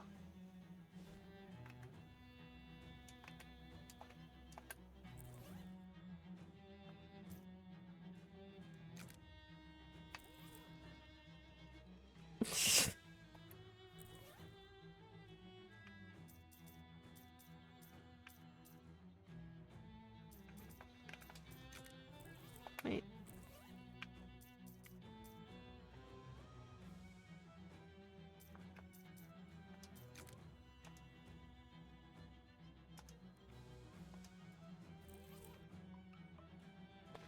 The local branch of the IRS is looking pretty run down. You'd think they'd have plenty of funds for upkeep. Maybe that isn't how it works. You take a deep breath and settle your nerves. Clearly this is a trap. It's possible that you did underpay your taxes by 13 meat, but to get a notice about it now is too much of a coincidence. Terrence Poindexter is up to something. But if you don't step through that door, you'll never find out what.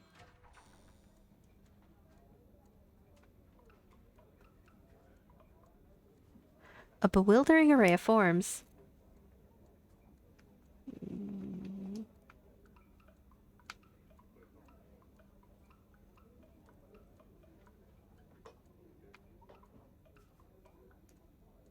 It's one of those horrifying guillotine paper cutters. This clerk is standing patiently behind a thick pane of bulletproof glass. Can I help you, miss?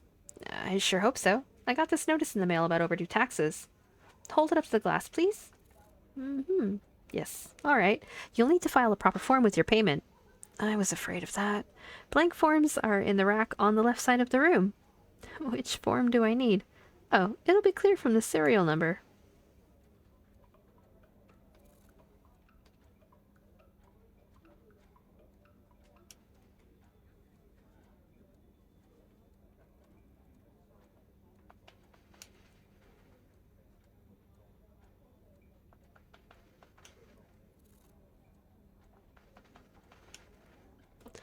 I have no fucking clue.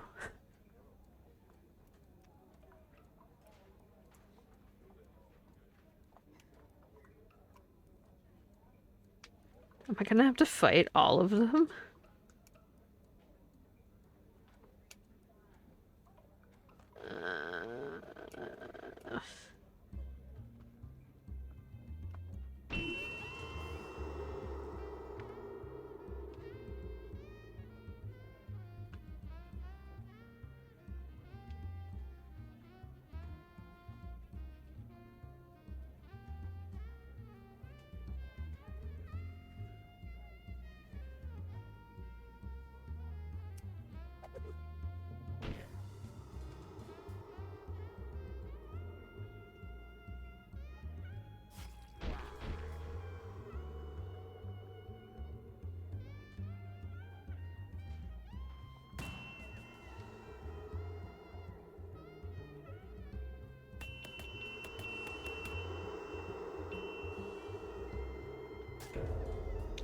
Rude.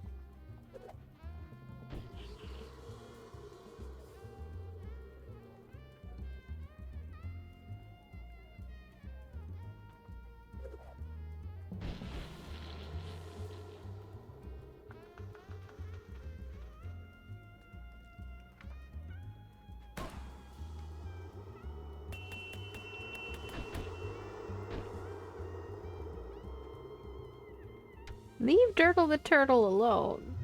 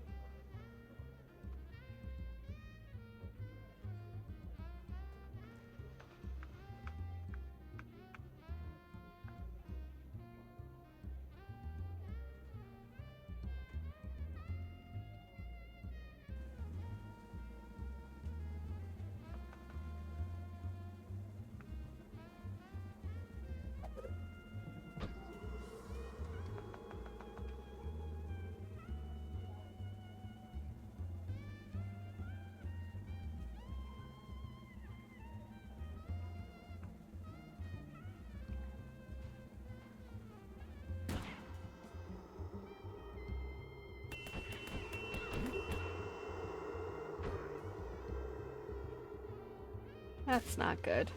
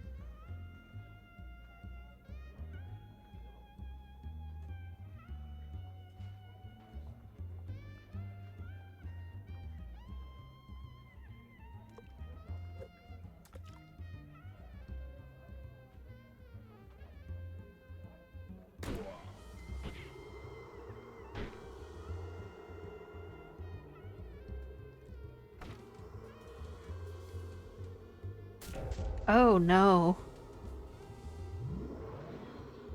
That's not good. Whoops.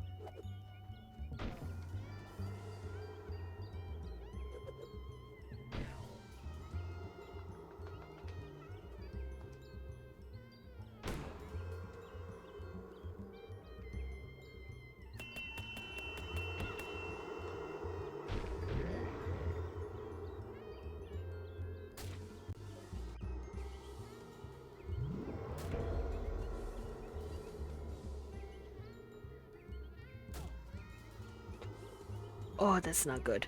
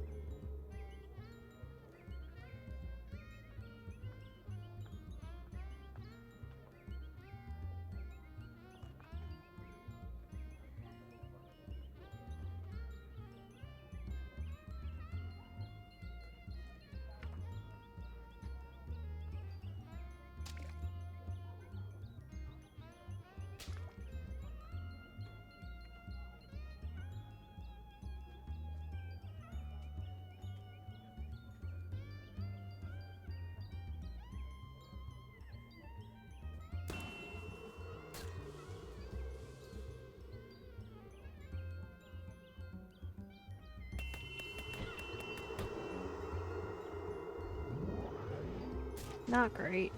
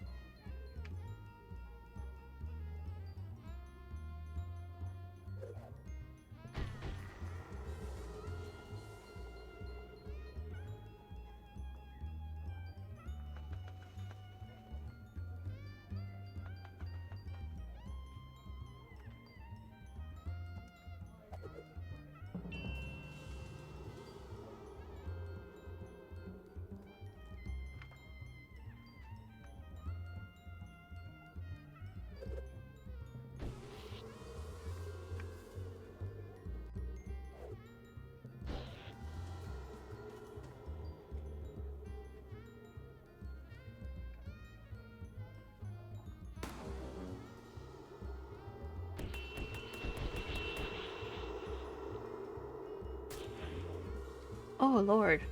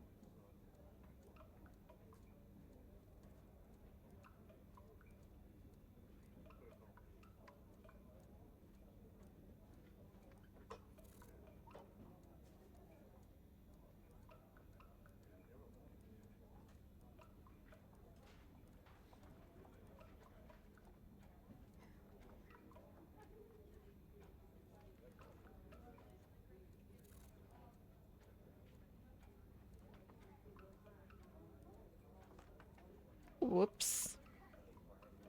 The clap of my ass cheeks keeps alerting the guards.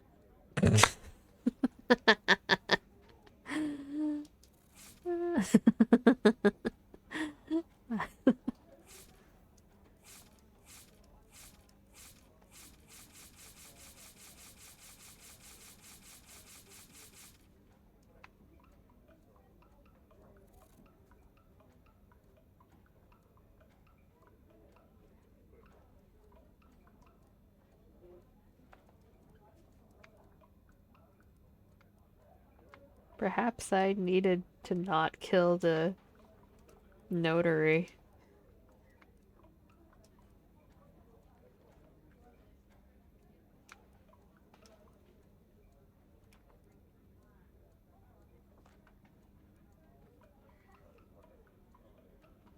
Well, shit.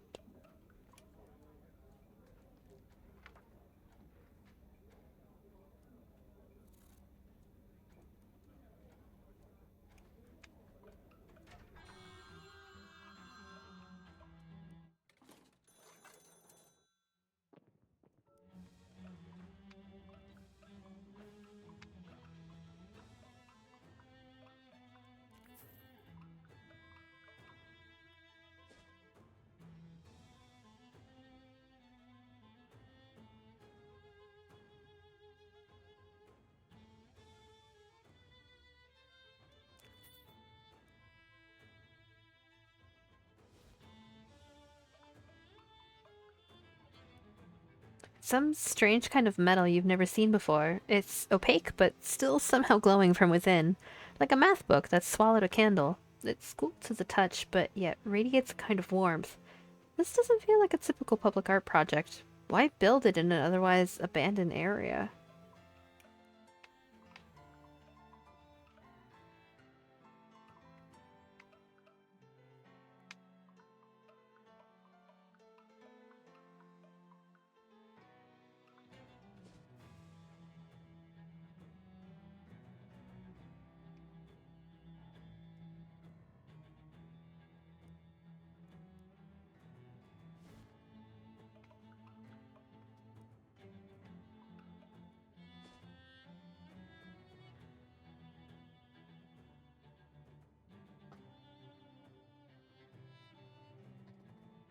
Brick? Molly has stopped in front of a wall that has been plastered with several broadsheet posters.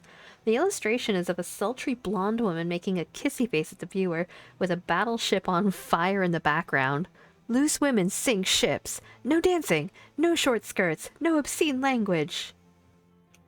Wow. Molly unexpectedly says nothing.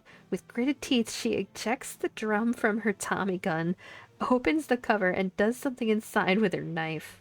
What are you doing? Give me a minute, kitty. I'm carving the rudest words I know onto all my bullets. I'll show them how to sink a damn ship. Molly's Tommy spray hits 3 additional times. Amazing.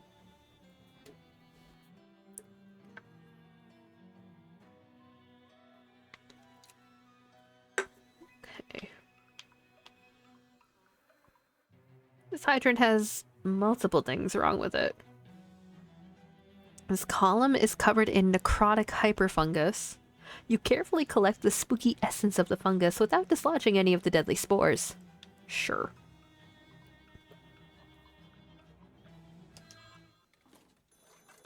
Good, she's up. Do you like to play with matches, caller? Who's this? This is not the one. I understand. I will... No, I want this telephone. Then I will get it for you. What?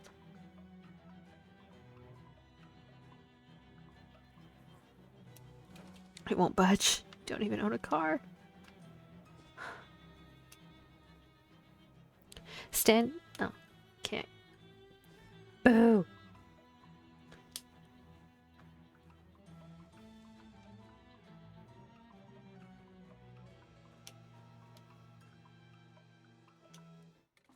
Hello? It's for you. That isn't her. I am there in her house now. I am there with her. This is not her. I'll burn the telephone then. Wait, who?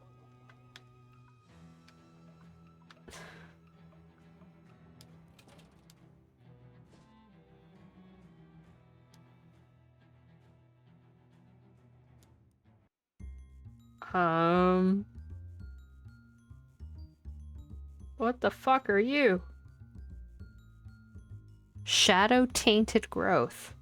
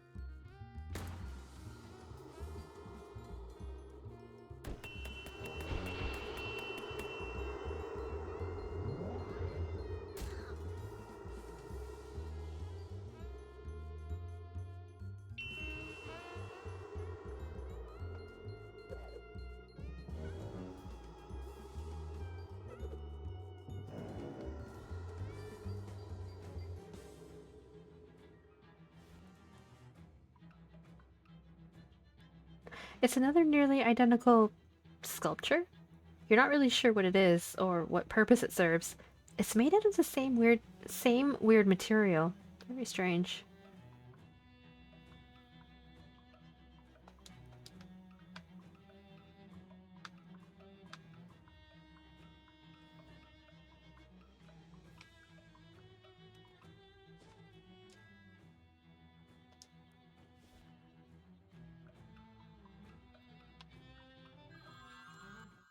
Hello? What will you do on a rainy day? When your house is on fire, how will you get out? When you are in the train, who will save you?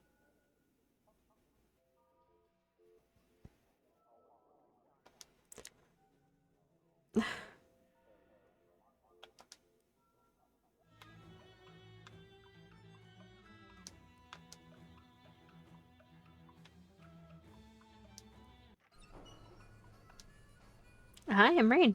Fleonk! I'm Crimsley, Jim Crimsley. Nice, sounds. Thanks. Takes a lot of practice to get good at the harmonica. Of course, all I got is time. Say, are you in Notary Public? Nope.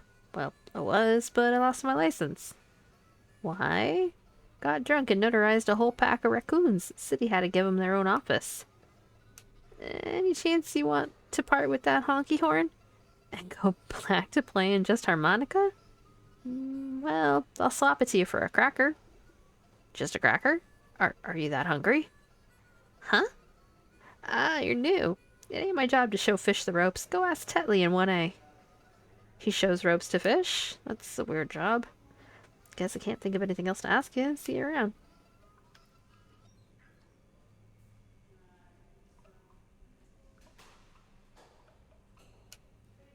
Hi, I'm Raine. Hey, I'm Tetley. You want to buy a cracker? You're selling crackers? How much? 300 meat. For a cracker? Your crackers. New around here, huh? Look, crackers are what we call gift certificates to the prison chiropractor. We use them as currency. Oh, okay. That makes sense, I guess. Tetley fans out a handful of gift certificates and waves them at you. So, wanna buy a cracker? Are you a notary public? As a matter of fact, I am. You got something needs notarized? Yeah, this form. You swear this is real and you are who you claim you are? I do. I hereby notarize this form on this date and in this place under the terms of my office as notary public for the Capital District. Excellent. Is it true that you show ropes to fish? What? Where'd you hear that? Who's the dirty rattlebox that's been spreading filthy rumors about me? Jim Crimsley. Crimsley, eh? Well, if I get my hands on him, I'll pay someone else to get their hands on him. Yeah, alright, I'll buy one. That'll do. Here's your go. Super honky horn.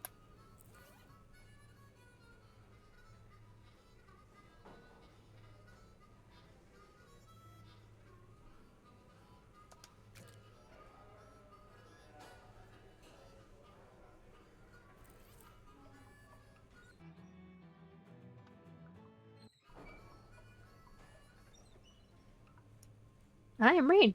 Hello, I'm Dr. Dixley. How can I help you? Are you the prison physician? Close. I'm the prison chiropractor. What's the difference? Well, a physician treats ailments through specific medications and treatments tailored to that ailment.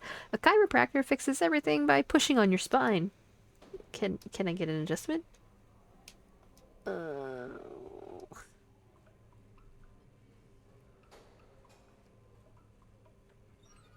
yeah, alright, why not?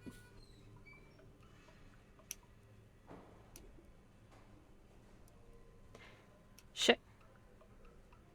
I only wanted one. Fuck. Oh well.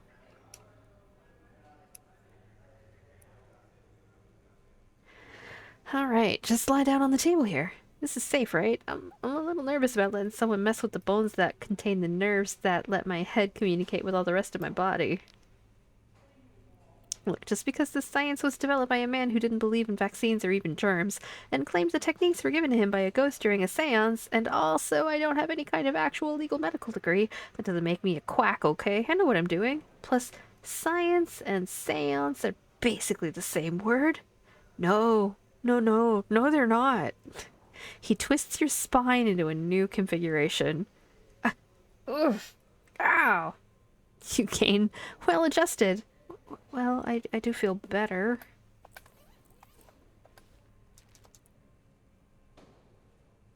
Sure, alright.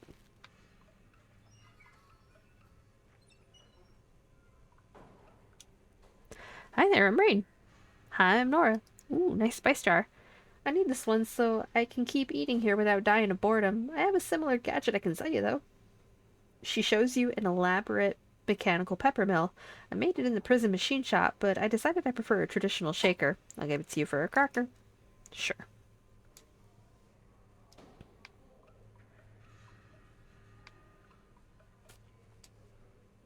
Without even looking at you, the man slaps a dollop of slop onto a plate and hands it to you. Okay. Sure.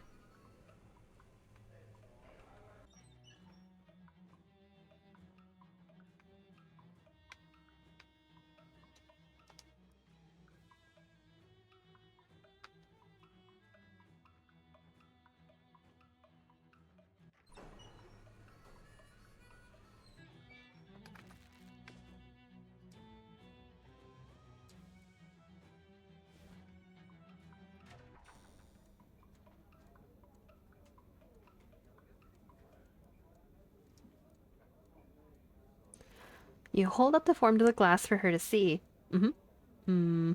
Yes, this looks to be in order. That will be 13 meat plus an 11% fine and an 11% processing fee, which comes to 15.86 meat, rounded up to 16 meat. Just toss it over the glass, please. You toss the meat to the clerk. She catches it and puts it in a drawer, then makes some notes in a ledger. Payment received. Raine, Twitch TV, 16 meat. Now just take your form over there to the right through the giant hovering mouth. What did you say? The fluorescent lights flicker. All of the clerks vanish. You turn slowly to the right and see a giant demonic mouth hovering in the air a few yards away. Ha.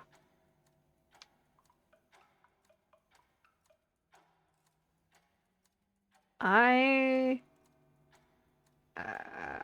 I don't want to know what that mouth do. Quite honestly, I... I'm a little uncomfortable.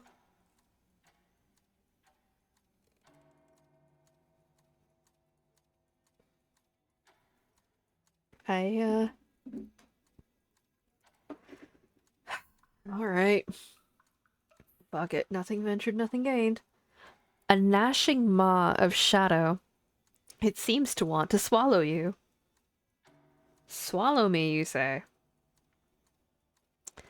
I'm not sure, I'm not sure that's first date activity there, my dude, but alright.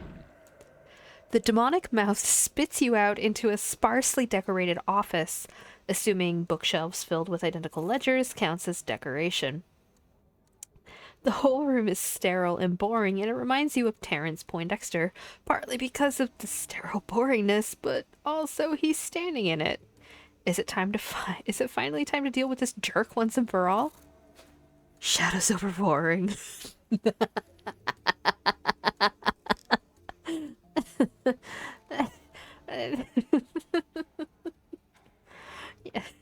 Yeah, yeah. Terrence glares at you and adjusts his necktie haughtily. The necktie isn't pictured, but yes, of course he's wearing a necktie. Ah, Raine Twitch TV. You've fallen into my trap right on schedule. I knew it was a trap from the beginning. You didn't have me fooled for a second. I don't see how that's relevant. I wanted you here, and here you are. Well, if you think I'm gonna switch allegiances and join your Dark Crusade or whatever, you've got another thing coming. I wasn't going to ask. I despise you. Fine, I despise you too. As expected. Fine. Pico! Hello! Necktie, eh? Welcome in. How are you? How's your day been? Bamboozle. Fuck yeah. You hold out your empty hands and take a few casual steps forward. Look, let's not be hasty. We aren't so different, you and me. I'm sure we can settle this like thoughtful people. A thin knife drops out of your sleeve and into your hand as you quickly stab at Poindexter's liver. But his liver isn't there. He stepped to the side before your attack even started. He smiles thinly at you. You slash at him, but his hand is already moving. He taps your wrist, deflecting the attack. Your knife stabs his wooden desk and sticks there. You may fancy yourself a shrewd operator, Twitch TV, but I am a master of calculation. To me, you are utterly predictable. Just home and laying down from PAX West. PAX West, but what a day. How was it? Did you have a good time? He reaches into his inner pocket and pulls out his pistol. Snatch it. With a quick twist of your wrist, you snap the gun out of his hand and into yours. Grimly, you press it to his chest and pull the trigger. It clicks empty. A sharp sensation causes you to look down. His other hand holds your knife, just barely pricking the skin over your liver. His eyes glitter darkly. Utterly predictable. You leap backward out of reach. He smiles again and twirls the knife between his fingers like a pen. Well, there's one thing you can't predict, Poindexter. Jazz. Jazz? Improvisation? You think improv is unpredictable? He sneers. Name a funny animal. Well, penguin? You thought too long for it to be monkey. I was gonna say giraffe. Jazz is as predictable as anything else that consists of numbers, fool. And everything consists of numbers. Oh, yeah? Number this. You try and let your mind go blank and feel the vibe of the fight. Then, deciding so quickly that it's hardly a decision at all, you hurl the empty pistol at his groin. Fuck! Poindexter catches the gun and casually puts it back in his jacket pocket. I'll put this in simple terms for you, Raine Twitch TV. You cannot touch me. You are an open ledger to me, and it's one I've already audited. I've calculated your every move, down to the second decimal. Well, Poindexter, if regular jazz can't stop you, and improvisational jazz can't stop you, I'll just have to invent a new kind of jazz that you can't predict. Fuck! My moxie's not high enough. A dry chuckle escapes from Poindexter's throat. Pathetic. Go on, take your time. See if you can think of any way to defeat me, and try again. Alright, we gotta get our moxie up.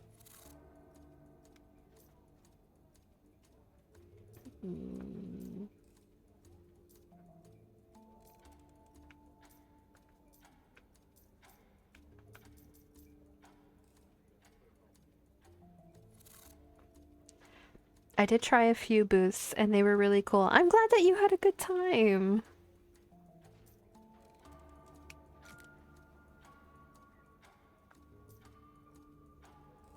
Is there anything that I can use to boost my moxie?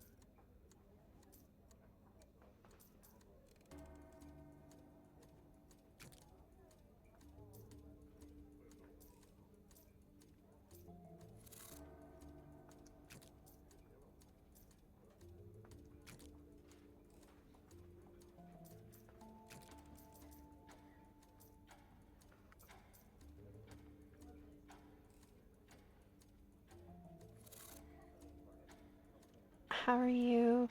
This game looks interesting. I'm doing all right. It's a really silly RPG.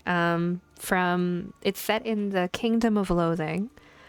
It's the sequel, uh, kind of sequel to West of Loathing. It's really good. And Kingdom of Loathing is a text-based RPG that you can play online. It's really good. I definitely recommend it.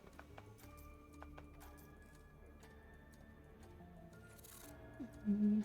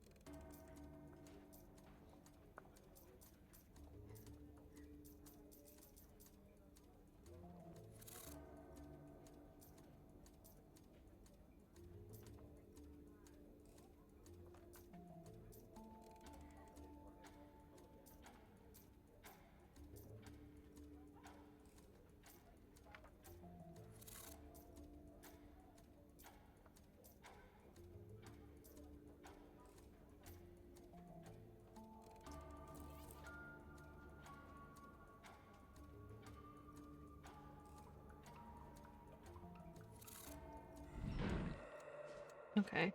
I wonder.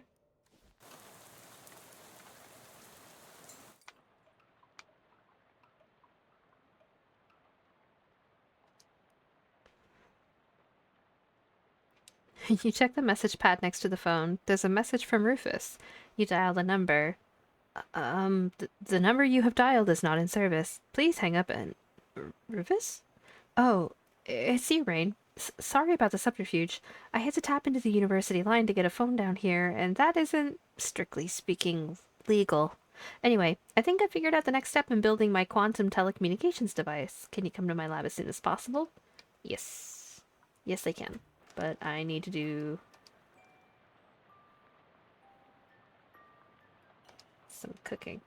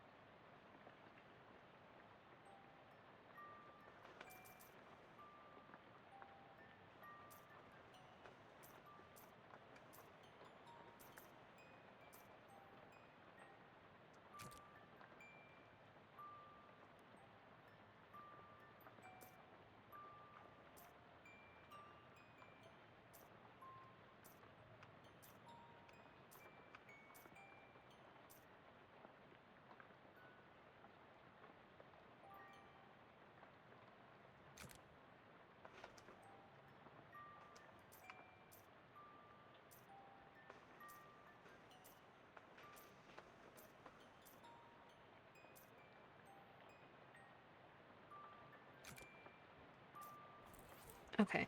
So we need to go see Rufus. Right.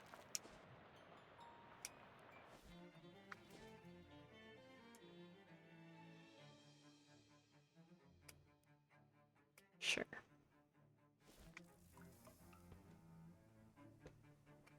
Uh... No. Okay. What's the next step? I don't have to go back into the sewers, do I? Oh, no, this is much more straightforward. Well, your part of it will be anyways. That's what I like to hear.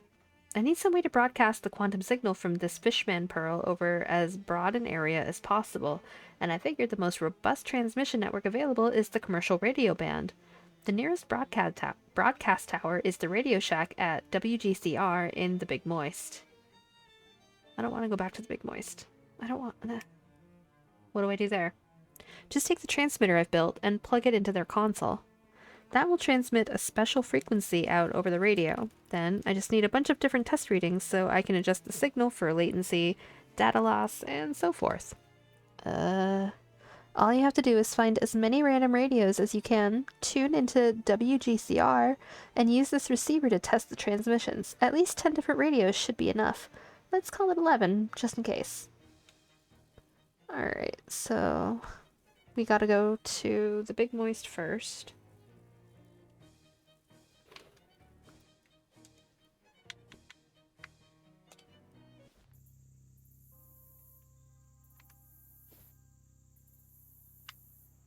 Radio Shack.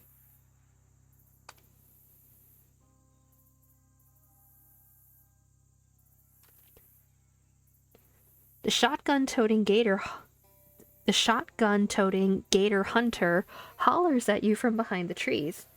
You again? I told you to get. Didn't I give you enough money for the bus? Well, here. He keeps giving us meat. Property of WGCR. Keep out. I don't think I will, but I want to see what's in the shadow first. Ooh, shadow bomb.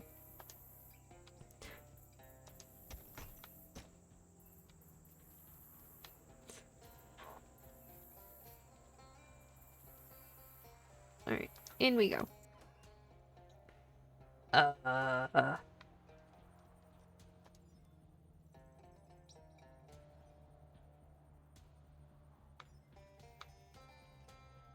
There's some guys hanging out here looking stoic and cool. And also a gator man with more than the usual allotment of teeth. Hi, who are you guys? We are radio technicians. Why are you standing here in the dark? Why not? It is radio. There is nothing to see. You got me there. About this water. What about it? I just wanted to point out that it isn't stagnant. It's flowing from one side of the room to the other. Haha! Running water? One of our several very common weaknesses! Water burning. Irony terrible. The vampires make for the door, but get in each other's way and dissolve into ash that is quickly washed away. They were vampires? I mean, the accent kind of gave them away, I think. You plug in Rufus's gadget, and the console starts emitting a different series of beeps than it was emitting before.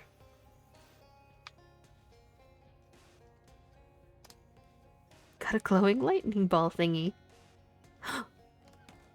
I can flush it! Yeah! Sure. Alright, now we just gotta find a bunch of random radios.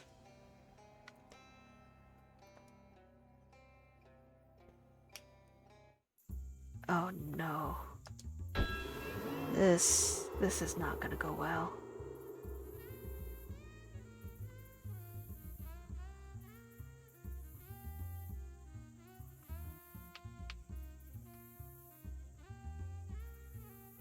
Shit.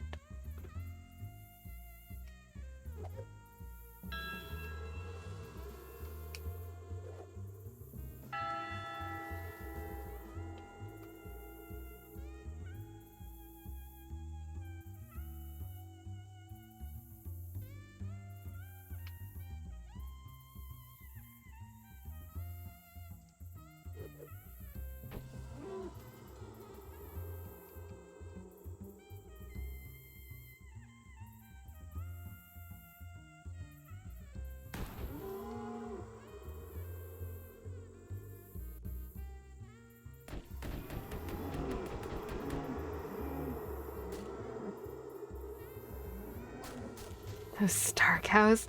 Shadow cows. And, hmm. Oh, the cows. Cows were bigger antagonists in the previous game, West of Loathing, because it's kind of set in like a pseudo Wild West setting after the cows came home, but the cows are demonic cows, and they're real beefy and they're real mean.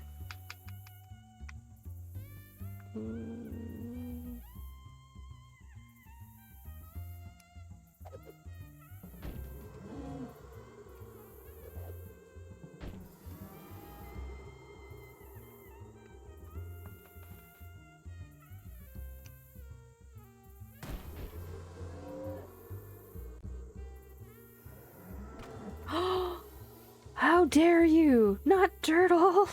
Leave my turtle alone!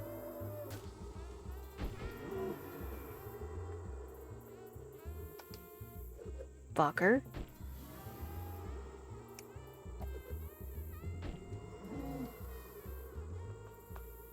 I'm offended.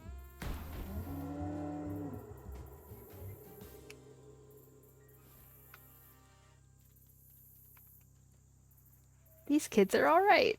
Aww. Is there a radio in here? What does Boris's boon do?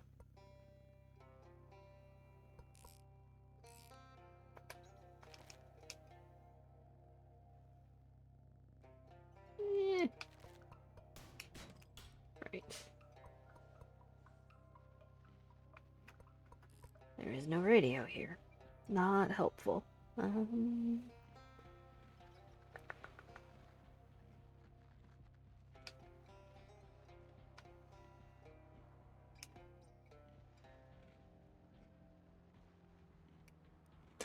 All of a sudden, you hear a gator man screaming wildly to your left. And then, just as suddenly, another gator man starts screaming to your right. You hear an angry snarl behind you and turn around. Another gator man! Oh, yes, and then you hear someone say, "Ugh," behind you. So you turn around again, and there's another gator man. You're surrounded. Thank you for the self-care, Apex. Y'all know the drill. Hydrate and untrim those spines because self-care is best care. Oh, Lord. I'm gonna get bodied by fucking gator men.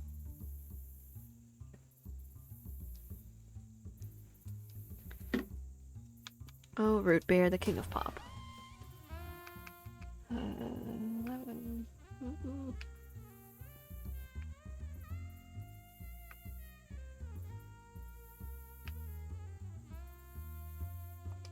Dang gators, up to no good. They're really not.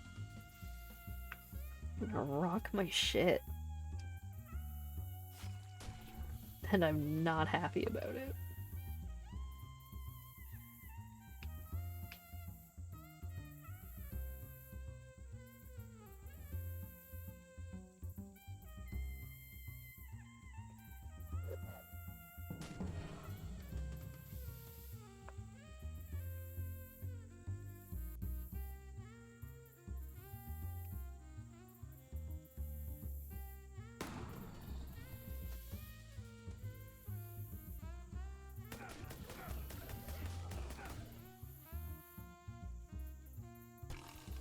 No! Leave my turtle alone. Oh no!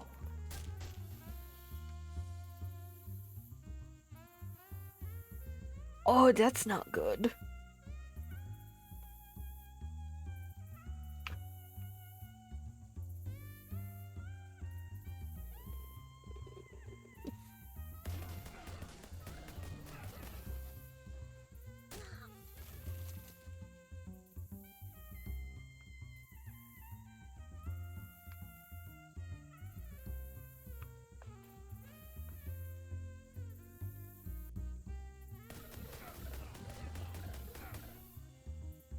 Well, shit.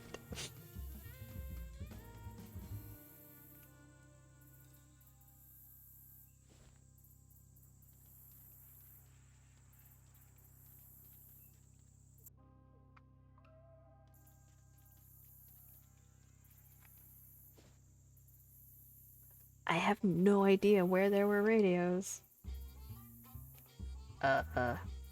Scusi?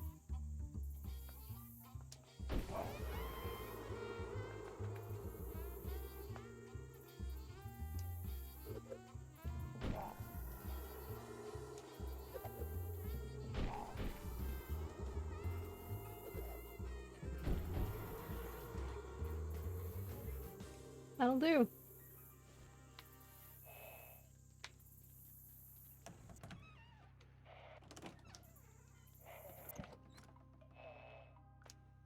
Okay, there's one.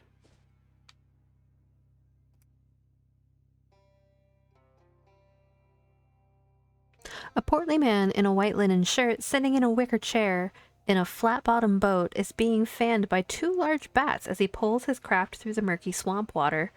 I'll say, pardon me, young lady, but might I prevail upon you to lend me some navigatory assistance?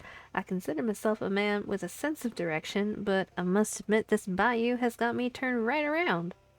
Well, to start, you're way too far west to call this swamp a bayou. Well, now, I may be just a simple country Dracula, but I'd have thought I could tell the difference between the bayou and some damn Yankee swamp. Have I really missed Louisville by that much? I'm afraid so. By more than 800 miles as the bat flies. Well, tarnation! I'll never make it to the Derby at this rate, and I'm so looking forward to that mint julep. Reckon I'll just have to make do with a... Is your name Mary by chance? No, it's Raine. Bloody Raine? Well, any port in a storm, as the poet said. How about I just draw you a map instead? It's not like drinking me will get you home. I reckon you're correct, but it would get me drunk, which is nearly as good. But let's see if this map of yours, miss. You draw on your broad geographic knowledge of the waterways of the eastern half of the country and sketch out a map that should take the vampire back to the Louisiana Bayou via the Ohio and Mississippi rivers with a stop at Louisville. He's quite impressed with your knowledge and boats away with a jaunty wave. Fortunately, the fact that vampires can't traverse running water, for example rivers, didn't occur to him until you were well out of sight. Okay.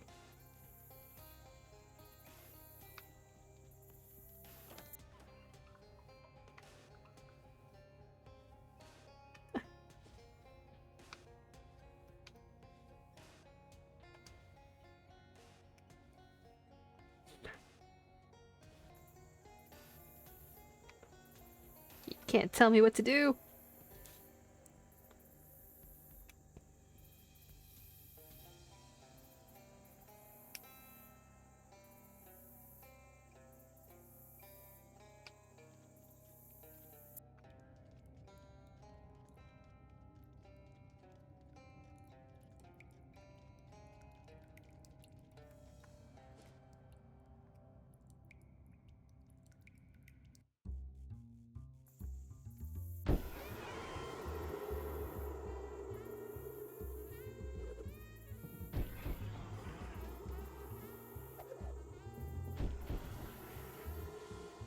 Fuck these bats.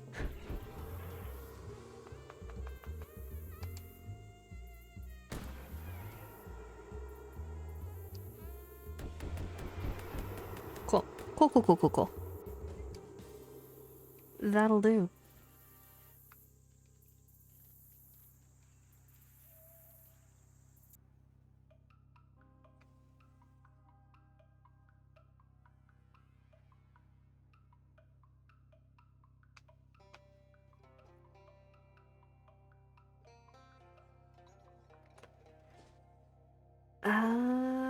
Fuck.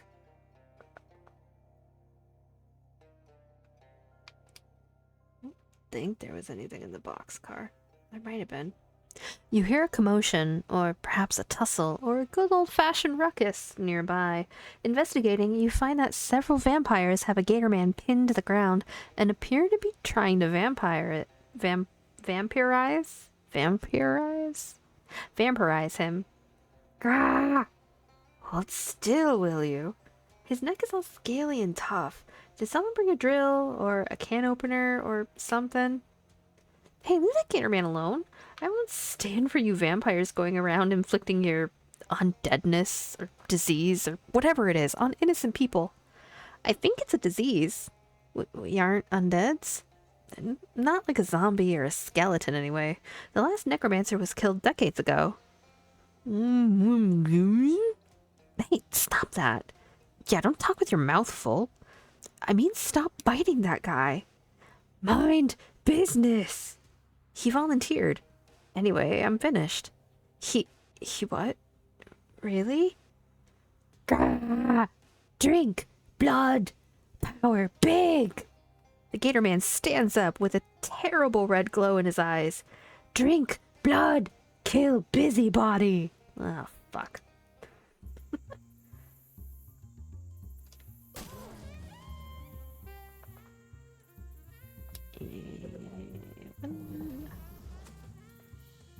And 2.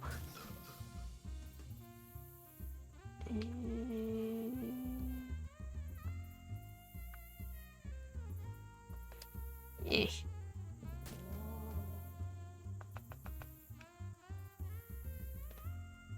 48. Oh boy.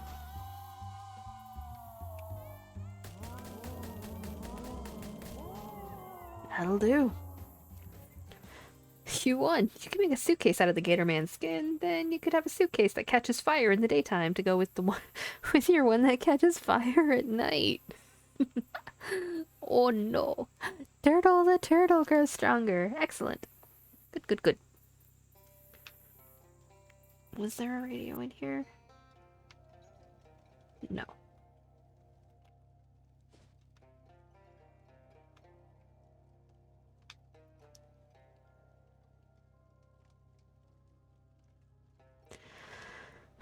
Oh, not the tentacles. Oh, shit.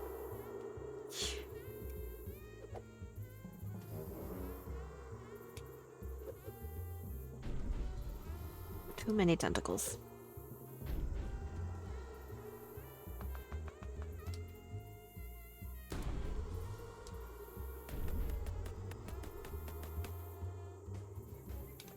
Cool. Cool, cool, cool, cool.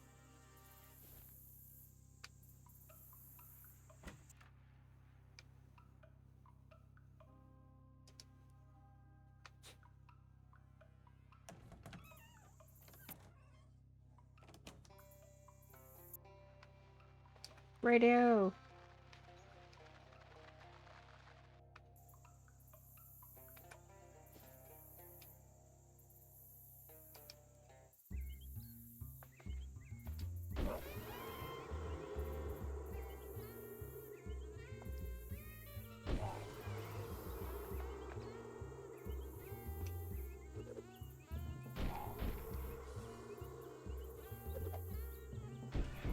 Cool, cool, cool.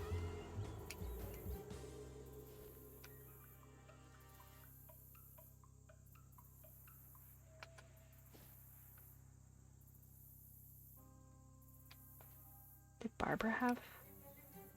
Honk! A thundering honk rattles the trees. Birds flee. Fish hide. You do not know what creature gave this honk, but you know it rules the swamp through fear. Honk! You cry. For a moment, all life in the swamp is still. Then a short, grudging honk comes back. Honk? That's a honk of respect. Respect between honkers. What?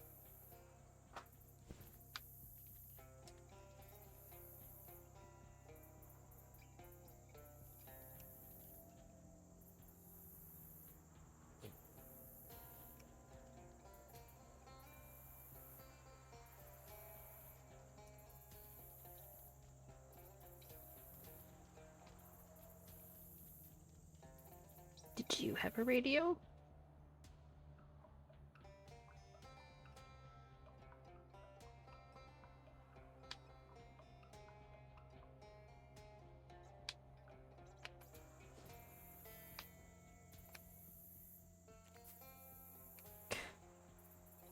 Big honkers, indeed.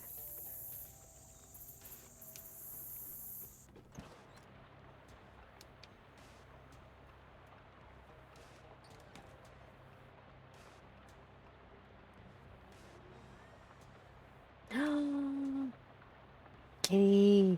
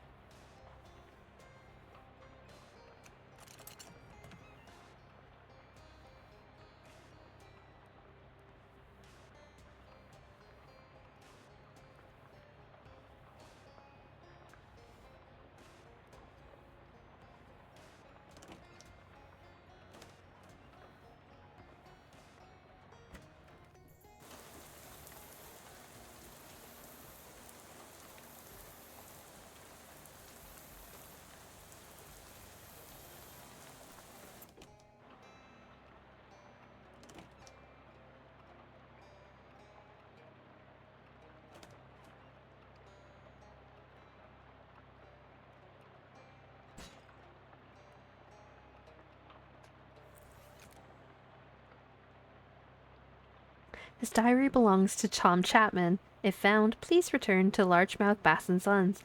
For controversial thoughts and secret plans, turn to page 19. For information of no consequence, turn to page 33. Animal ideas. 3-toed squid. Chihuahua. Big. 4-toed squid. Honey-hating bear. Rabbit. More teeth. Faster chimp. Grandfather cat. Balder eagle. Sleeping dog that lies. Egg cat. It's dangerous, but the only way we won't be followed is if we take the truck through the Gatorman camp. We'll ask Peter where it is. The envelope isn't sealed. You slide it open with ease. Dad, all anyone cares about in this family is largemouth bass. Well, I'm sick of it. Ain't I a person? Ain't I deserving of being cared about too? I'm leaving, Dad, for a place where dreams are possible. You ain't never going to find me because you don't know where that is. Love, Kathy. P.S. Hi to Mom.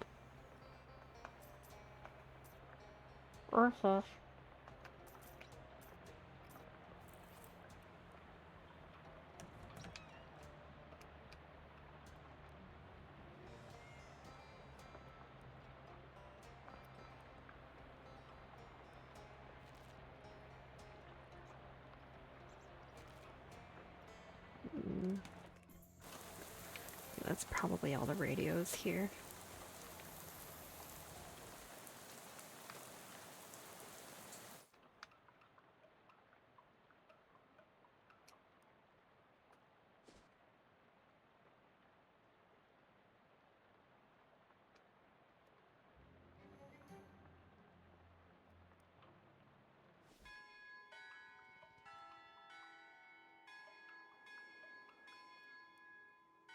Meat stash, 4th tree to the left of church, back row. 1, 2, 3, 4. Thank you, hobo.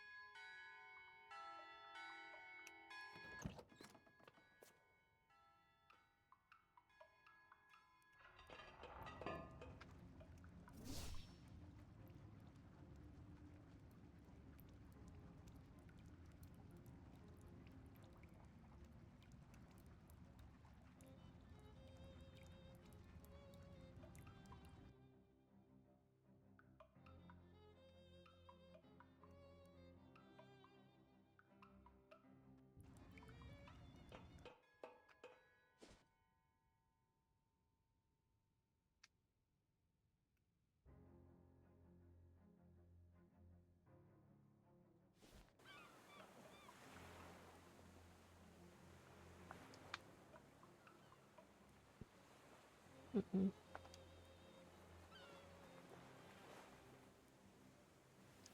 Let me leave.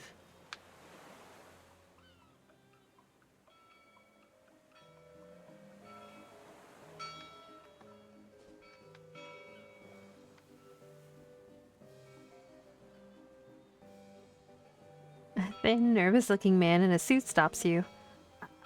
Excuse me, ma'am. Do you fear for your safety in this dangerous city full of hoodlums and criminals?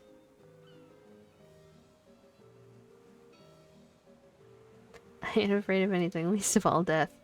Overconfidence can be a real killer, ma'am. Unfortunately, I have something here that can justify it. What are you selling? He holds up a small case and opens it, displaying a selection of the tiniest pistols you've ever seen. Derringers. With one of these up your sleeve, in your sock, or wherever you can think to hide it, personal self-defense is right at your fingertips. Huh. Are concealed pistols legal in this state? What? Probably? Sure. Not much. Yeah, I'm good.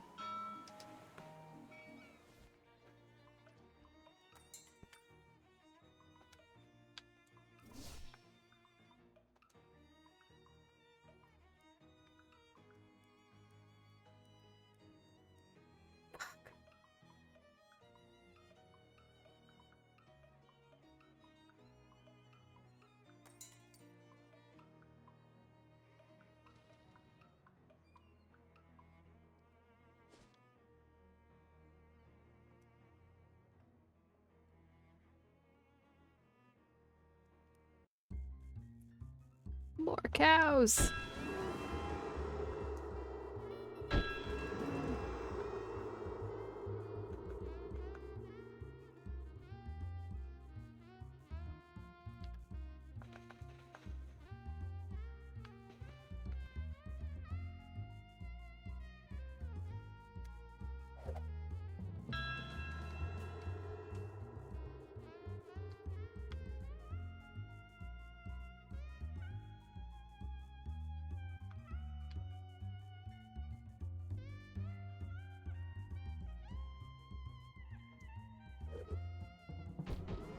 You leave Dirtle the turtle alone.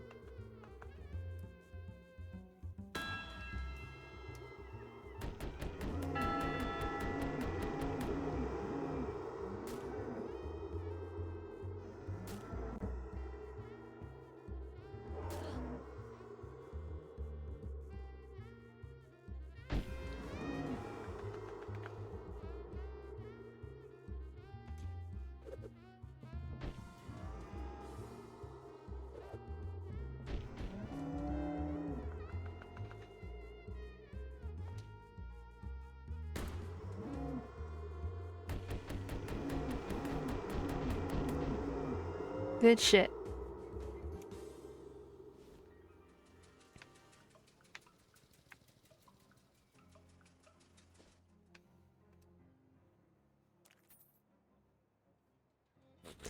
An elderly man with thick eyeglasses shuffles up to you with a determined expression. Before you can react, he shoves some meat in your mouth and shouts in your ear, "Operator! Operator! Get my worthless son on the line!" Mister, I'm not a payphone. That's what the last payphone said, and I'm not buying it. Let me talk to my first Lurkinair's son. I... Bzzzt. Bzzzt. Bzzzt. I'm sorry, sir. The line is busy. Please try again later. Probably gabbing with one of his floozy girlfriends. He shuffles away angrily. 5 meat. Okay.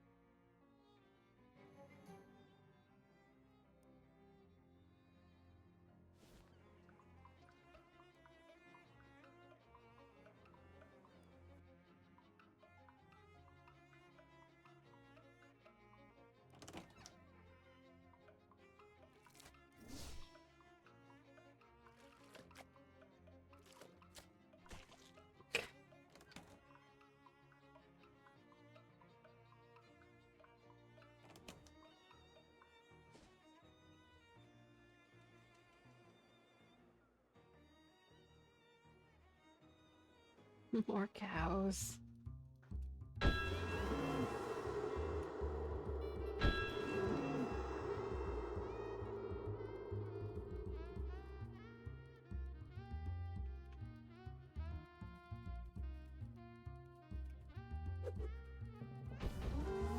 Lotus! Hello! Welcome in!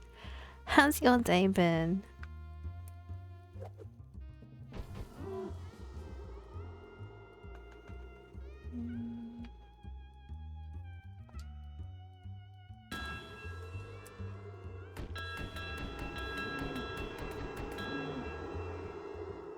Just watched a scary movie. What'd you watch?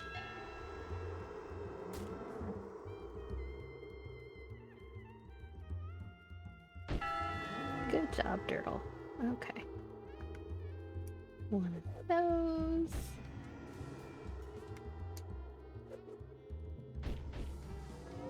The Strangers. I don't know that one. How was it?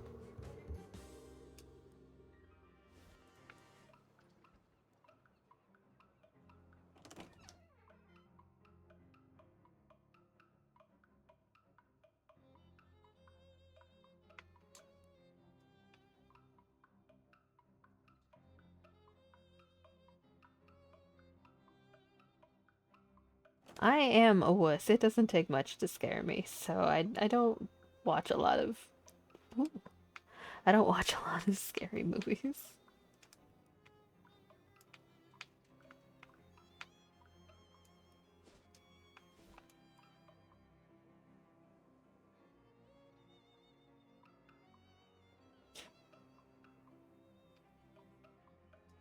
Honestly, I don't watch a lot of much of anything these days. I don't have a great deal of time. Um I the last movie I saw the new Deadpool movie in theaters. It was very good, very funny. The last show I watched was The Apothecary Diaries, which I thoroughly enjoyed. Good shit. Look 'em up.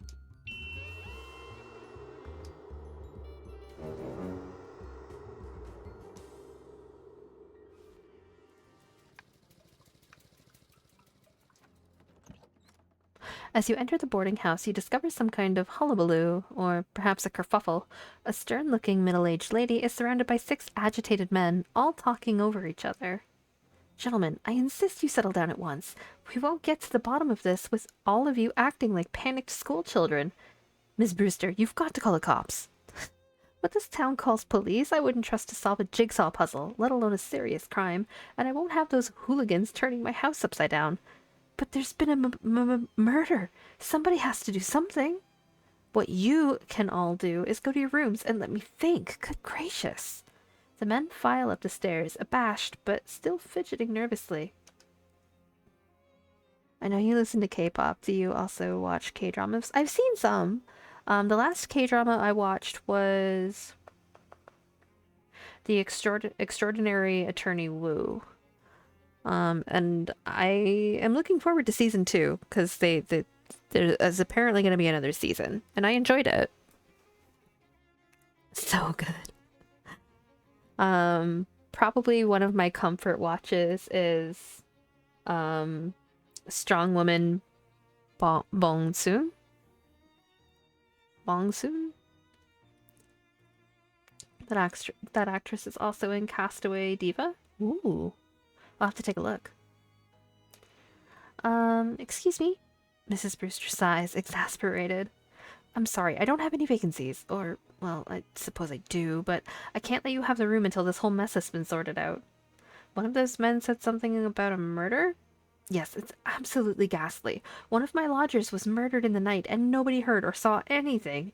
I'm practically at my wit's end. Maybe I can help. My name's Raine Twitch TV. I'm kind of an independent investigator sort of thing. Oh, like the Belgian fellow in the mystery novels. What? Sure. Well, that's marvelous. If you can solve this mystery, I can pay you quite reasonably. Sure. Thank goodness. What can you tell me about the victim? He was a traveling salesman. All my lodgers are traveling salesmen. What did he sell? Oh, they come and go so frequently. I'm afraid I haven't the foggiest idea. Well, how did he die? I'm not sure. The body is missing. Look, you'd better just go and have a look for yourself. He was in 3C. I locked the doors so that no one would mess around in there.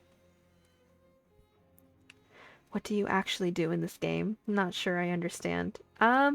It's just a silly RPG. I am a jazz agent and I am in the city because I received a letter from my uncle, Uncle Murray, who needed help. When I arrived, Uncle Murray is missing, and we are helping out at his antique store, hunting down cursed artifacts.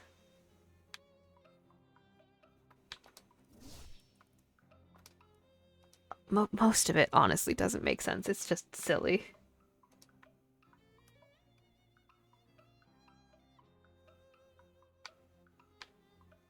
Well, we got the...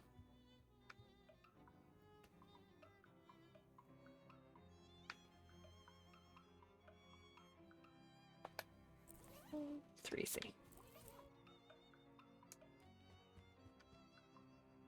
Shoes. Extra high heels.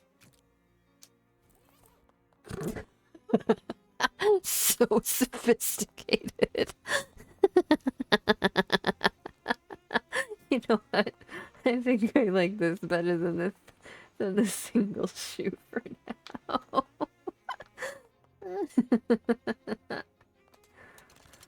Sure.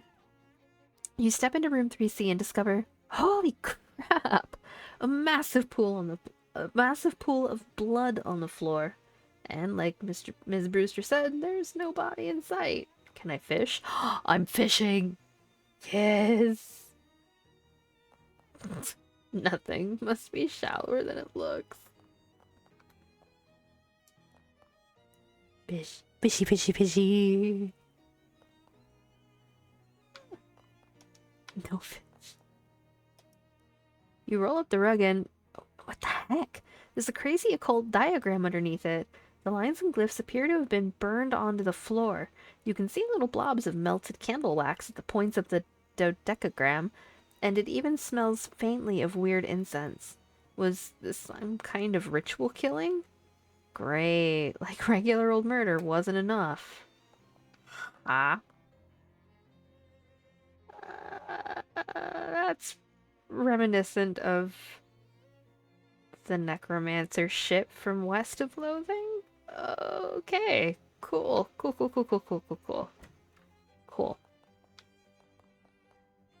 What are we sitting at? Oh, jeez. We're going on 2:45. We can go a little longer. I'm alright with that.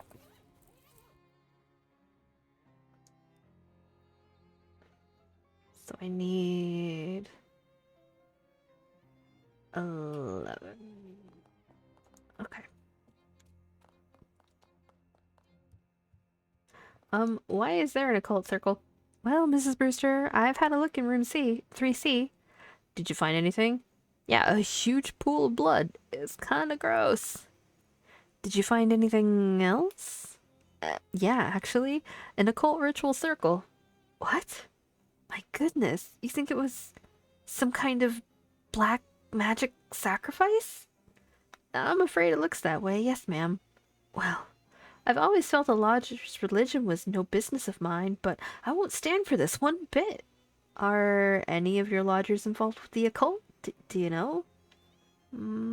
I do recall that one of them specializes in selling occult supplies and paraphernalia, but I'm afraid I don't remember which one. You'll have to ask around. I struggle to read when it's in a game. This game would wreck me. Yeah, this is very, very text-based. But the original game it's a browser-based, like text-based RPG, Kingdom of Loathing. So it's all reading. Hobo code. Nice lady, but she only likes salesmen.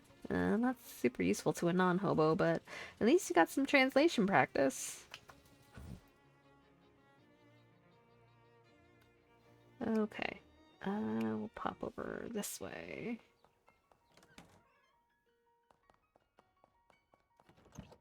Radios, please. Of course not.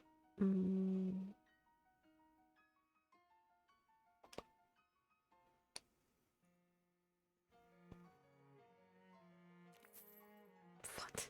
The future version of yourself strolls up to you and hands you a fat wad of meat. You know it's the future version and not the past version because you don't remember this happening before. You gained 300 meat. Here, take this meat. Technically, I guess I should be repaying it to the future me, but that's me now, so you'll have to do. Huh? But what's the point in giving me meat if I have to give it back to me later? You'll be making meat more easily later, so this won't seem like as much then. Just think of it as a no-interest loan. On the contrary, I'm actually very interested. She rolls her eyes at you. Future you is a jerk.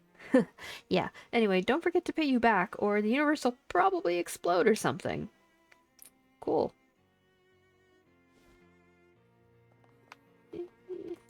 Radio? Radio? Yes!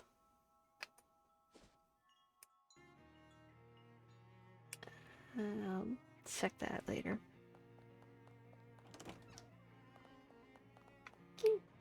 Aw.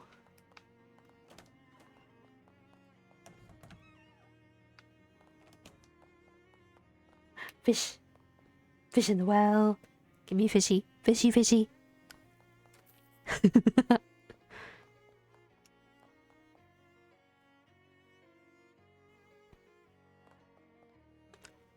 Saddle shoes? Wait, no. I wanna see how I walk. Got a Cola Wars meal rations.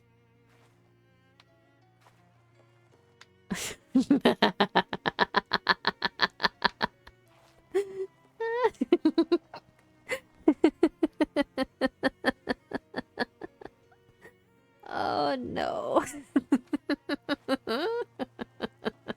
Fantastic. Oh gosh.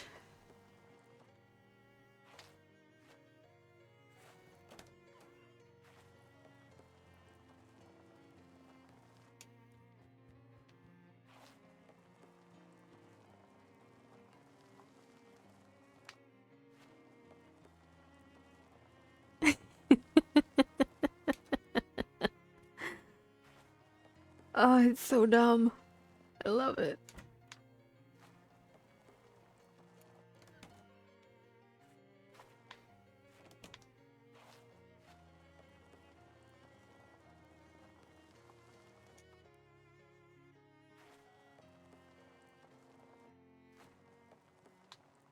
Hobo goat? Hollow tombstone, possible treasure. Satchel's lucky hat. Neat.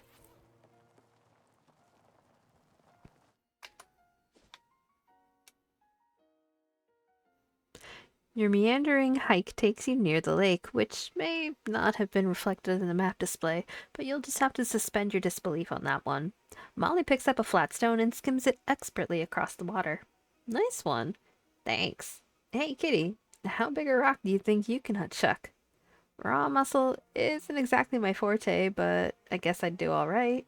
You pick up a fist-sized rock and pitch it into the lake with a splash. A loud plunk follows close behind, and you turn to see Molly picking up a softball-sized rock with a grin. That's impressive. I may look like a girly girl, but my Tommy's got a kick like a mule. Gotta keep the rust off of these pistons, you know? Is Tommy your boyfriend? That sounds kinda... My girlfriend's name is Nancy. Tommy is short for M1921 Thompson submachine gun. Oh, right. I knew that. She heaves another large rock into the lake. You try your best to match her, but it's not much of a contest. Molly's muscle increases by 1. Sure. Hobo code? No.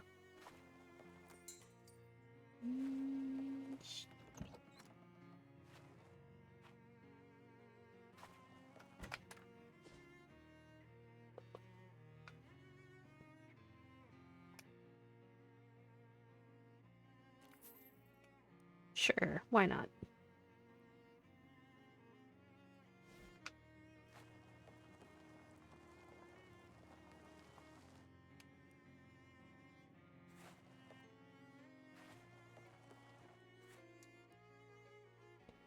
Be careful not to drop your handkerchief in this barrel.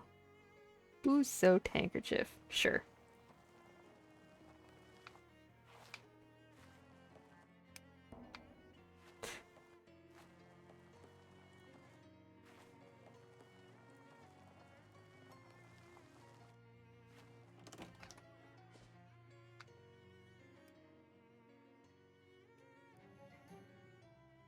The trees in this clearing are tagged for felling. Seems some big city construction company plans on crafting a giant crossbow to kill God. Not today, big city construction company. Not today. I mean, in our last game, we used the power of friendship to kill God already, so I think we're good. 7...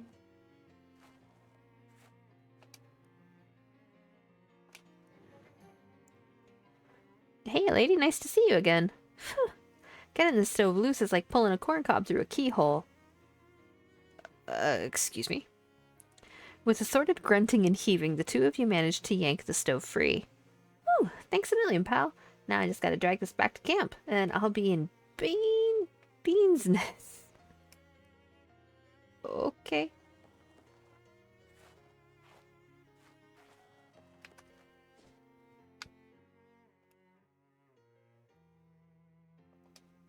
No. No, no, no.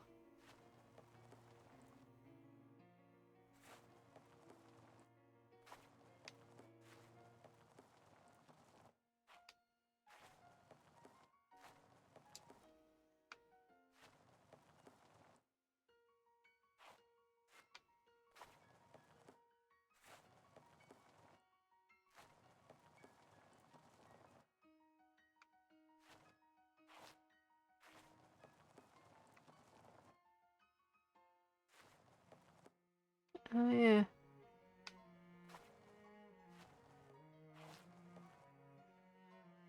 I'm good.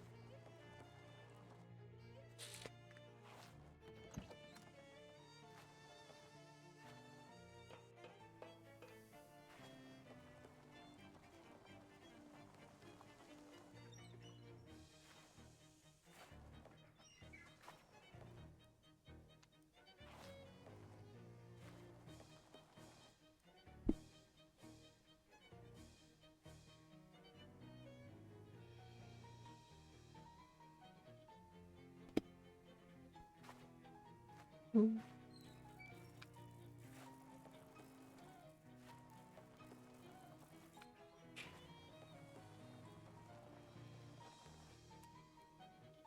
Try ordering stuffed pepper style.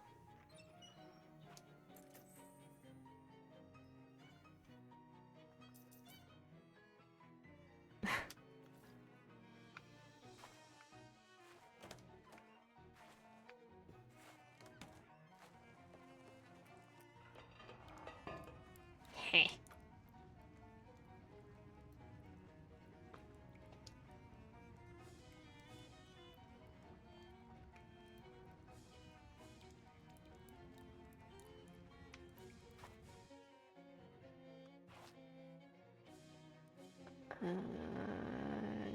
No.